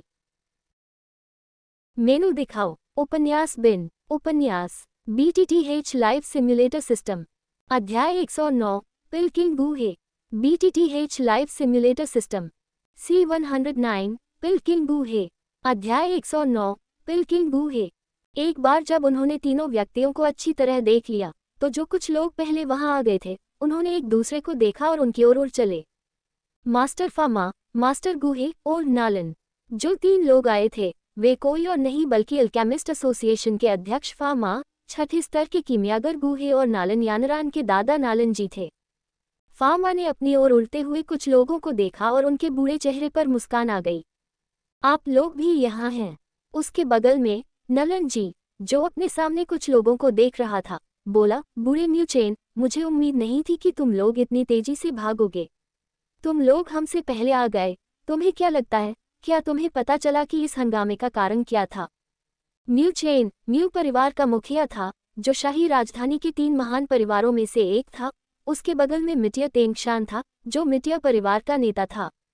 नालान जी का सवाल सुनकर म्यूचेन हंसा और बोला, हम यहाँ ज्यादा समय से नहीं हैं, लेकिन हमने यह जरूर देखा है कि क्या हो रहा है, और मुझे लगता है कि मास्टर फामा और मास्टर गुहे, जो कि कीमियागर हैं, उन्होंने भी देखा होगा, है ना? गुहे, जो चुप रहा था और दूर से प्रकाश के स्तंभ को देख रहा था, ने उसके शब्दों पर सिर हिलाया और कहा, ये स्वर्ग और पृथ्वी की घटना है जो तब प्रकट होगी जब छठी स्तरीय गोली सफलतापूर्वक परिष्कृत हो जाएगी। मैं गलत नहीं होऊंगा, और मास्टर फामा को भी इसके बारे में पता होना चाहिए। फामा ने भी धीरे से सिर हिलाया और कहा, इस स्तर की गोली को परिष्कृत करना आपके लिए मुश्किल होगा, गुहे, है ना? इस जयामा साम्राज्य में इस स्तर का कीमियागर कब दिखाई दिया है? या ये स्वर्गीय ज्वाला वाला कीमियागर है? अंतिम वाक्य फामा ने नहीं कहा। एक कीमियागर के रूप में वह ज्वाला के प्रति बहुत संवेदनशील है, और अभी उसने और साथ ही गुहे ने वहां की स्थिति की जांच करने के लिए अपनी आत्मा की शक्ति को बाहर निकाल दिया। प्रकाश के स्तंभ के ऊर्जा उतार चढ़ाव के अलावा उसने एक ज्वाला की आभा भी महसूस की जो पशु की ज्वाला से कहीं अधिक प्रचंड थी। अपनी पूरी जिंदगी आग की लपटों के साथ खेलने के कारण वह पूरी निश्चितता के साथ बता सकता था कि यह प्रचंड आभा निश्चित रूप से एक स्वर्गीय ज्वाला थी, और वह मानता था कि गुहे ने भी इसे महसूस किया था। केवल उनकी तरह उन्होंने ऐसा नहीं कहा। इस स्तर की एक गोली को परिष्कृत करना मेरे लिए वास्तव में कठिन है, गुहे ने कड़वी मुस्कान के साथ कहा। उसकी आंखों में ईर्ष्या की झलक दिख रही थी। वास्तव में उसने भी स्वर्गीय ज्वाला को महसूस किया था। उसे नहीं पता था कि वर्षों से इसकी खोज में उसने कितनी अजीब जगहों की यात्रा की थी, लेकिन उसने यह उम्मीद नहीं की थी कि पहली बार जब वह इसे किसी और के हाथों में पाएगा। छठी श्रेणी के कीमियागर, कुछ दिन पहले मुझे खबर मिली कि वुटान शहर के मास्टर जियाओ मिंग पहले से ही छठी श्रेणी के थे। क्या वह शाही परिवार के लिए गोलियां परिष्कृत कर रहे होंगे? मितिर टेंगशान ने अनुमान लगाया। ये वास्तव में एक बहुत अच्छा अनुमान था। पूरे जियामा साम्राज्य में केवल गुहे और शियाओ मिंग ही थे जो छठे स्तर के कीमियागर के रूप में साम्राज्य में वापस आए थे। इस समय गुहे उसके साथ था, इसलिए ये स्पष्ट था कि दूसरा व्यक्ति कौन था। यद्यपि ये किसी अन्य साम्राज्य का कीमियागर भी हो सकता है, फिर भी इसकी संभावना बहुत कम है। इसलिए जब नलान जी ने सुना कि यह कीमियागर जियाओ मिंग हो सकता है, तो उसके चेहरे पर अभिव्यक्ति स्पष्ट रूप से कठोर हो गई। कुछ दिन पहले ही उनकी पोती नलन यानरान घर लौट आई थी और उसने उन्हें जियो परिवार के साथ विवाह समझौते के रद्द होने की सूचना दी थी। उसके कुछ कहने का इंतजार किए बिना उसके पास खड़े म्यूचेन ने कहा, अनुमान मत लगाओ, एल्डर जिया यही हैं। दरअसल जैसे ही उसके शब्द निकले, जिया जिंगतियान, जो एक सफ़ेद लिनन बागे पहने हुए था, बहुत तेज गति से दूर से उड़ाया और पास आने से बहुत पहले ही रुक गया। बड़े जिया, नालान जी, म्यूचेन और अन्य लोगों ने जिया जिंगतियान को देखा और जल्दी से उसका अभिवादन किया। केवल 2 लोग जिन्होंने ज्यादा कुछ नहीं किया वे थे फामा और गुहे, जिन्होंने केवल अभिवादन में थोड़ा सिर हिलाया। मुझे उम्मीद नहीं थी कि तुम लोग भी आकर्षित हो जाओगे। जिया जिंगतियान ने पहले नलान जी और अन्य लोगों को मुस्कुराकर सिर हिलाया, फिर फामा और गुहे को नमस्कार करते हुए कहा, बूढ़े मास्टर गुहे। बूढ़ी जिया, ये चाल छठी स्तरीय गोली के जन्म का एक दृश्य है ना? अभी हम चर्चा कर रहे थे कि यह कौन सा मास्टर अल्केमिस्ट है। तुम बिल्कुल समय पर आए हो। हमें बताओ कि यह कौन सा मास्टर है।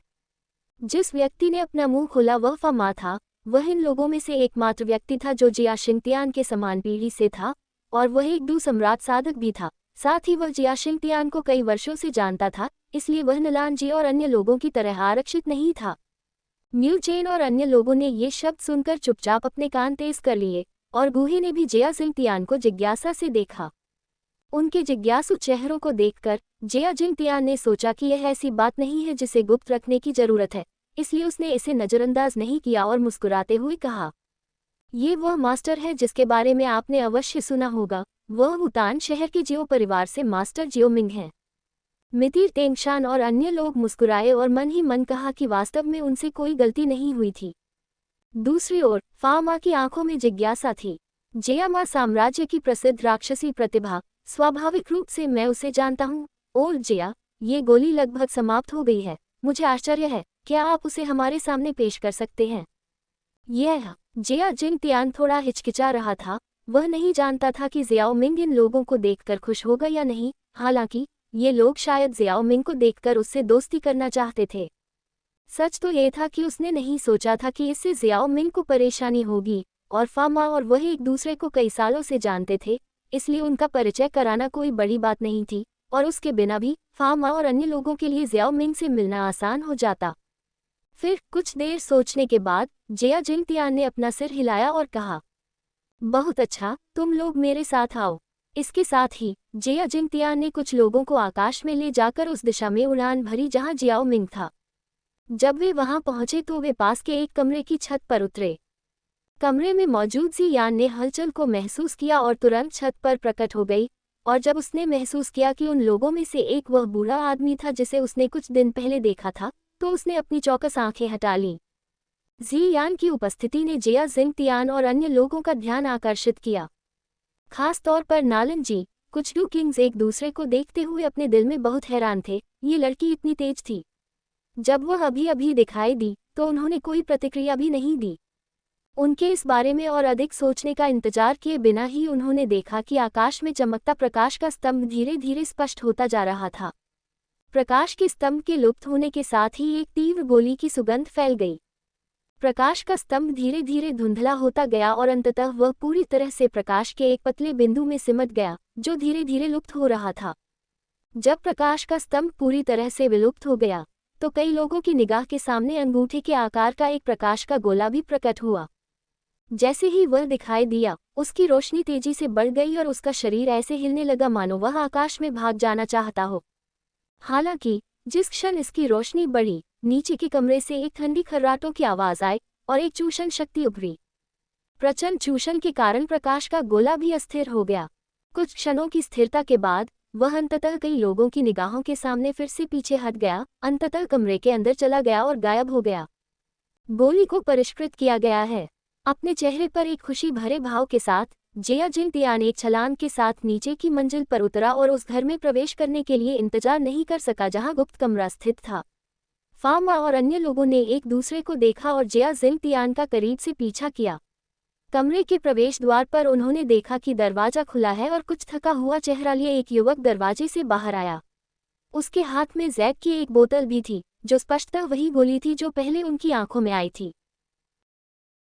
मेनू दिखाओ। उपन्यास बिन। उपन्यास BTTH लाइव सिम्युलेटर सिस्टम। अध्याय 110, फामा का निमंत्रण। BTTH live simulator system. C110, फामा का निमंत्रण। अध्याय 110, फामा का निमंत्रण। जियो मिंग गुप्त कमरे से बाहर चला गया और उसने देखा कि डोकिंग क्षेत्र के ऊपर कई लोग उसे उत्सुकता से देख रहे थे। वह थोड़ा सा उदास हो गया, लेकिन तुरंत सामान्य हो गया। ये लोग उसके परिष्कार के कारण उत्पन्न हलचल से आकर्षित हुए होंगे। जियो मिंग ने एक पल के लिए इन लोगों को नजरअंदाज कर दिया और इसके बजाय अपने हाथ में मौजूद जैक की बोतल जिया जिंगतियान को सौंप दी, जो उसका इंतजार कर रहा था। बड़े जिया, सब कुछ उम्मीद के मुताबिक हुआ। यह जोंग ब्रेकिंग पिल है जिसकी आपको जरूरत है। जोंग ब्रेकिंग पिल। एल्डर जिया के बगल में बैठे लोगों के चेहरे पर इस गोली का नाम सुनते ही आश्चर्य के भाव थे। हालांकि उन्हें लंबे समय से पता था कि जियाओ मिंग ने जिस गोली को परिष्कृत किया था वह एक चरम छठी श्रेणी की गोली थी, फिर भी वे इस गोली का नाम सुनकर चौंक गए। आखिरकार जोंग ब्रेकिंग पिल का नाम बहुत महान था। इस स्तर की गोली का किसी सच्चे डू पूर्वज पर कोई सीधा प्रभाव नहीं हो सकता है, लेकिन ये कुछ प्रमुख शक्तियों को इसके लिए लड़ने के लिए आकर्षित कर सकती है। आखिरकार जब तक उनके पास ये गोली है, उनके पास अपनी सेना में एक और डू पूर्वज को जोड़ने का मौका हो सकता है। जेयामा साम्राज्य में एक डू सम्राट मिलना दुर्लभ था, डू पूर्वज की तो बात ही छोड़िए। और ये तथ्य कि जियो मिंग ने जिया जिंग तियान के लिए जोंग ब्रेकिंग पिल को परिष्कृत किया था, ये भी दर्शाता है कि जिया जिंग तियान, जिसने लंबे समय से कुछ खास नहीं किया था, 9 सितारा डू सम्राट की ताकत तक पहुंच गया था। जिया जिंग तियान को इस बात की चिंता नहीं थी कि वे उसकी ताकत जान जाएंगे। आखिरकार शाही परिवार के लिए अगर उनके पास ताकत है तो उन्हें इसे दिखाना ही होगा। जिया जिंग तियान को आश्चर्यचकित चेहरे के साथ जैक की शीशी को स्वीकार करते हुए देखा जा सकता था। गोली से आने वाली औषधीय शक्ति के उतार चढ़ाव को महसूस करते हुए वह खुशी से मुस्कुराया और कहा, हा, मास्टर ज़ियाओमिंग की गोली शोधन कौशल वास्तव में असाधारण है। कुछ ही दिनों में जोंग ब्रेकिंग पिल स्तर की एक गोली आसानी से प्राप्त की जा सकती है। जोंग ब्रेकिंग पिल को परिष्कृत करने में कुछ दिन लगते हैं। उसके शरीर में वास्तव में एक स्वर्गीय ज्वाला है। जिया जिंग तियान और फामा ने एक दूसरे को देखा। दोनों ने एक दूसरे की आंखों में अर्थ देखा। हालांकि वे दोनों देख सकते थे कि ज़ियाओमिंग के पास एक स्वर्गीय ज्वाला थी। जिया जिंग तियान और फामा दोनों को केवल थोड़ी ईर्ष्या महसूस हुई, लेकिन स्वर्गीय ज्वाला को छीनने का कोई विचार नहीं था। बड़े जिया मेरी प्रशंसा कर रहे हैं। इस बार जोंग ब्रेकिंग पिल को परिष्कृत करने में मुझे बहुत मेहनत करनी पड़ी है। ज़ियाओमिंग बिना किसी उत्साह के मुस्कुराया, फिर अपनी उंगलियों के बीच भंडारण की अंगूठी को छुआ, जैक की एक और बोतल निकाली और उसे सौंप दिया। ये दूसरी छठी श्रेणी की औषधीय गोली है जिसे परिष्कृत करने का काम आपने मुझे सौंपा था, लेकिन इसका उपयोग करने के लिए आप जानते हैं विशेष तकनीकों की आवश्यकता होती है। जिया जिंग तियान ने गोली लेते हुए मुस्कुराते हुए कहा, फिर मुझे अगले कुछ दिनों तक मास्टर ज़ियाओमिंग को परेशान करना होगा। जियो मिंग मुस्कुराया और सिर हिलाया जब उसने अचानक एक सफ़ेद आकृति को अपनी ओर भागते हुए देखा। स्पष्ट रूप से देख रहा था कि आने वाला व्यक्ति ज़ियान था। जियो मिंग ने चकमा नहीं दिया। अब ज़ियान को भी एहसास हो गया था कि उसकी ताकत थोड़ी ज़्यादा थी और वह जानती थी कि ज़ियाओमिंग की बाहों पर हमला करते समय उसे अपनी ताकत कम करनी चाहिए, इसलिए इस बार ज़ियाओमिंग को नीचे नहीं गिराया गया। ज़ियान को आसानी से पकड़ने के बाद ज़ियाओमिंग ने उसके हिलते हुए छोटे सिर को अपनी बाहों में रगड़ा और धीमी आवाज़ में पूछा, क्या आप पिछले कुछ दिनों में जड़ी बूटी की तलाश में कहीं बाहर नहीं गए हैं? ज़ियान का छोटा सिर हिलना बंद हो गया और उसकी बड़ी पानी भरी आंखें उसे देखते हुए बोली, मैं कहीं भटक नहीं गया, मैं यहीं रह गया। ज़ियाओमिंग, मैं चाहता हूं कि हम जड़ी बूटियां ढूंढने के लिए साथ चलें। यह अच्छी बात है, जियो मिंग ने संतोष के साथ कहा। वह वास्तव में डर गया था कि ज़ियान किसी और का खजाना चुरा लेगा और वे इसकी खोज करेंगे। उसे ज़ियान की सुरक्षा के बारे में बहुत अधिक चिंता करने की ज़रूरत नहीं थी, लेकिन बहुत परेशानी होगी। उसने ये भी सोचा है कि अकादमी छोड़ने के बाद ज़ियान के साथ औषधीय जड़ी बूटियों की खोज में बिताया गया समय बहुत कम हो गया है। हालांकि ज़ियान उसके साथ बाहर जाना चाहती थी, लेकिन उसे अकेले ही अधिक औषधीय जड़ी बूटियों की खोज करने से रोकना अच्छा नहीं था, क्योंकि उसकी इच्छा बढ़ने की थी और औषधीय जड़ी बूटियां आवश्यक थीं। इसलिए जियो मिंग ने तुरंत कहा, मैं अभी औषधीय जड़ी बूटियों की तलाश में आपके साथ नहीं जा सकता, लेकिन इस बार आज्ञाकारी होने के इनाम के रूप में मैं बाद में आपके लिए कुछ औषधीय जड़ी बूटियों को परिष्कृत करूंगा। ज़ियाओमिंग ने इस बार अपने शोधन से दर्जनों दुर्लभ औषधीय जड़ी बूटियां एकत्र की थीं और उनमें से कुछ को निकालने से उसे ज़्यादा नुकसान नहीं हुआ। ज़ियान के चेहरे पर आश्चर्य की झलक दिखाई दी। उसने ज़ियाओमिंग को और भी कसकर गले लगाया और खुशी से कहा, सच में? हे, धन्यवाद ज़ियाओमिंग। मास्टर ज़ियाओमिंग और उनकी बहन के बीच बहुत अच्छे संबंध हैं। ज़ियाओमिंग और ज़ियान की बातचीत को देखते हुए, हालांकि वह अपने दिल में थोड़ा हैरान था, म्यूचेन अभी भी मुस्कुराया और बातचीत शुरू करना चाहता था। ज़ियान को अभी भी पकड़े हुए जियो मिंग ने अपनी नज़र म्यूचेन की ओर घुमाई, जिसने अभी बात की थी। पहले इतना असभ्य होने के लिए क्षमा करें, मुझे आश्चर्य है कि सभी लोग कौन हैं।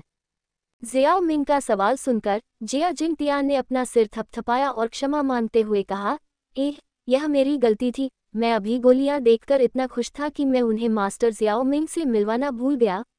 मैं पहले से ही बूढ़ा हो गया हूँ और मेरी याददाश्त अब उतनी अच्छी नहीं है। मैं आपको परिचय करा दूं, सिर पर चीनी मिट्टी के बर्तन जैसी टोपी पहने ये बूढ़ा आदमी अल्केमिस्ट एसोसिएशन का अध्यक्ष फामा है और उसके बगल में प्रसिद्ध पिलकिंग गु हे है। उनके बगल में बैठे कुछ बुजुर्ग लोग शाही राजधानी के 3 बड़े कुलों के नेता हैं। म्यूचेन, मितेर तेंगशान और नालानजी। साथ ही बाहरी प्रांतों से एक शक्तिशाली व्यक्ति शेर राजा यानशी भी मौजूद हैं। ज़ियाओ मिंग से उनका परिचय कराने के बाद जिया जिंगटियान ने ज़ियाओ मिंग का परिचय दूसरों से कराया। यह मास्टर ज़ियाओ मिंग हैं। तो आप मास्टर फामा और मास्टर गुहे हैं, और साथ ही आप में से प्रत्येक जियामा साम्राज्य के 10 सबसे मजबूत लोगों का हिस्सा हैं। मैंने आप सभी के बारे में बहुत कुछ सुना है। इस बारे में बोलते हुए ऐसा लग रहा था कि उपस्थित सभी लोग इस पीढ़ी में जियामा साम्राज्य की 10 सबसे मजबूत रैंकिंग का हिस्सा थे। यही कारण है कि ज़ियाओ मिंग ने अभिवादन के दौरान इस बात पर जोर दिया। मूचेन मास्टर ज़ियाओ मिंग से मिल चुका है। हा, मास्टर ज़ियाओ मिंग शिक्षित हैं। मास्टर ज़ियाओ मिंग बहुत विनम्र हैं। 10 सबसे मजबूत क्या हैं? अगर मास्टर ज़ियाओ मिंग सूची में होना चाहते हैं तो मुझे डर है कि यह आसान होगा। जियामा साम्राज्य के 10 सबसे मजबूत लोगों में से एक के रूप में, हालांकि यह सूची थोड़ी ढीली है, लेकिन दर्जनों डू राजाओं के बीच सूची में होने के लिए उसके पास अभी भी तेज इंद्रियां थीं। म्यूचेन की धारणा के अनुसार जियो मिंग, जिसने अभी अभी गोली को परिष्कृत किया था, उसकी आभा बहुत मजबूत थी, जो उनकी तुलना में बहुत अधिक मजबूत थी। जवाब में ज़ियाओ मिंग केवल मुस्कुराया और कुछ नहीं कहा। दोनों पक्षों ने एक दूसरे से बातचीत की और एक दूसरे को जान लिया, लेकिन वे ज़्यादा देर तक वहां नहीं रुके, क्योंकि ज़ियाओ मिंग ने अभी अभी गोली को परिष्कृत करना समाप्त किया था, इसलिए वे वहां से चले गए। प्रत्येक व्यक्ति के जाने से पहले उन्होंने ज़ियाओ मिंग को निमंत्रण दिया। विशेष रूप से अल्केमिस्ट एसोसिएशन के अध्यक्ष फामा ने व्यक्तिगत रूप से ज़ियाओ मिंग को अल्केमिस्ट एसोसिएशन का दौरा करने और कीमिया के बारे में विचारों का आदान प्रदान करने के लिए आमंत्रित किया, ये सोचते हुए कि अल्केमिस्ट एसोसिएशन में कुछ ऐसा है जिसकी उसे आवश्यकता है। ज़ियाओ मिंग ने फामा के निमंत्रण को अस्वीकार नहीं किया, बल्कि सहमति में अपना सिर हिलाया। एक एक करके ये लोग चले गए। कमरे में ज़ियाओ मिंग और ज़ियान के अलावा जल्द ही केवल जिया जिंगटियान ही रह गया। ज़ियाओ मिंग के चेहरे पर दिख रही थकावट को देखकर जिया जिंगटियान ने ज़ियाओ मिंग को शांत समुद्री स्केली जानवर के घावों का इलाज करने के लिए कहने में जल्दबाजी नहीं की। इसके बजाय वह खड़ा हुआ और बोला, मास्टर ज़ियाओ मिंग की कीमिया बहुत अधिक ऊर्जा की खपत करती है, इसलिए कृपया आज अच्छे से आराम करें, और मैं मास्टर ज़ियाओ मिंग से कल गोली शोधन के लिए इनाम चुनने के लिए कहूँगा। ज़ियाओ मिंग को उसकी बातों पर कोई आपत्ति नहीं थी। शाही महल के बाहर वे दोनों नालनजी और गुहे, जो अभी अभी निकले थे, साथ साथ चल रहे थे। नालनजी के उदास भाव को देखते हुए गुहे ने अचानक कहा, पुराने नेता नालन, क्या आप ज़ियाओ मिंग के बारे में सोच रहे हैं? दुर्भाग्य से हाँ, वह यानरान लड़की कुछ दिन पहले अपनी शादी को रद्द करने के लिए जियो परिवार के पास भाग गई थी, और हालांकि जियो मिंग ने कुछ नहीं कहा, मुझे डर है। नालनजी अपने विचारों को छिपाना नहीं चाहते थे, इसलिए उन्होंने उन्हें एक मुंह के साथ कहा। गुहे का भी उपहास करने का इरादा नहीं था। एक छठे स्तर के कीमियागर का प्रभाव वह बहुत अच्छी तरह से जानता था। आखिरकार वह खुद एक छठे स्तर के कीमियागर था। छठे दर्जे का कीमियागर शाही राजधानी में 3 बड़े कुलों को आसानी से नष्ट कर सकता था, बशर्ते उसे एक निश्चित कीमत चुकानी पड़े, और वह कीमत थी तीनों बड़े कुलों को एक साथ नष्ट करना। नालन कबीला शाही राजधानी के 3 महान कुलों में से एक था, इसलिए स्वाभाविक रूप से वे ज़ियाओ मिंग के खिलाफ रक्षाहीन होंगे। गुहे को लगा कि जियो मिंग को दूसरों से कुछ भी करने के लिए कहने की जरूरत नहीं है, वह अपनी ताकत से नालन परिवार को नष्ट कर सकता है। विशेषकर अब जबकि नालनजी कई वर्षों से गंभीर विष से पीड़ित थे और विष को दबाने की उनकी अधिकांश साधना समाप्त हो चुकी थी। नालनजी के जहर के बारे में सोचते हुए गुहे अचानक रुक गया और नालनजी से कहा, पुराने नेता नालन को यानरान के मामले के बारे में चिंता करने की जरूरत नहीं है। ज़ियाओ मिंग ने अपनी छोटी उम्र के बावजूद बहुत कुछ हासिल किया है। मैंने उसके चेहरे पर अहंकार नहीं देखा, और मेरा मानना है कि वह अच्छे चरित्र का व्यक्ति है। इसलिए अगर उसने यानरान द्वारा शादी को रद्द करने पर ज्यादा कुछ नहीं कहा, तो मुझे लगता है कि उसे वास्तव में उस मामले की ज्यादा परवाह नहीं थी। यदि आप अभी भी चिंतित हैं, तो कल किसी को माफी मांगने के लिए भेजें। नालनजी ने इसके बारे में सोचा, और यह संभव प्रतीत हुआ। उसके चेहरे की कड़वाहट लगभग गायब हो गई, लेकिन अगले ही पल गुहे के शब्दों से उसके चेहरे पर कड़वाहट फिर से बढ़ गई। पुराने नेता नालन के शरीर में गंभीर जहर के बारे में, क्या मैंने पहले नहीं कहा था कि आपको इलाज के लिए स्वर्गीय ज्वाला की आवश्यकता है? आप ज़ियाओ मिंग के पास जा सकते हैं और उसे आपका इलाज करने के लिए कह सकते हैं। क्या आप ये कह रहे हैं कि उसके अंदर एक स्वर्गीय ज्वाला है? गूहे को देखते हुए, जिन्होंने धीरे से सिर हिलाया, नलन जी का चेहरा जटिल था। इन सभी वर्षों में उनके शरीर में गंभीर जहर ने उन्हें प्रताड़ित किया था, यहाँ तक कि गूहे के पास उनका इलाज करने का कोई तरीका नहीं था और केवल सुझाव दिया कि उनका इलाज स्वर्गीय ज्वाला से किया जा सकता है। लेकिन हेवनली फ्लेम को ढूंढना कठिन था और पिछले कई वर्षों से उसके बारे में बहुत कम खबरें आई थीं। अब अचानक उसने स्वर्गीय ज्वाला वाले एक कीमियागर के बारे में सुना, जो अच्छी खबर होनी चाहिए थी। लेकिन हुआ यूं कि उनकी पोती ने उनके कबीले के एक सदस्य को नाराज कर दिया था। ये था। नालान जी ने अपना सिर हिलाया, घुटन महसूस करते हुए। ये कहा जा सकता था कि यह काफी अच्छा था कि जियो मिंग उन्हें परेशान करने नहीं आया और अब उसे ठीक करने में मदद करने के लिए कहना पड़ा। ये बहुत जटिल लग रहा था। नलन जी को देखते हुए, जिसके चेहरे पर उलझन थी, गूहे ने अपना सिर हिलाया और चला गया। अपने दिल में उसने उन अजीब जगहों के बारे में सोचा जहां वह वर्षों से जियामा साम्राज्य में नहीं गया था, और इस बार जब उसकी मुलाकात एक स्वर्गीय ज्वाला के साथ एक कीमियागर से हुई, तो उसके दिल में स्वर्गीय ज्वाला की इच्छा और अधिक बढ़ गई।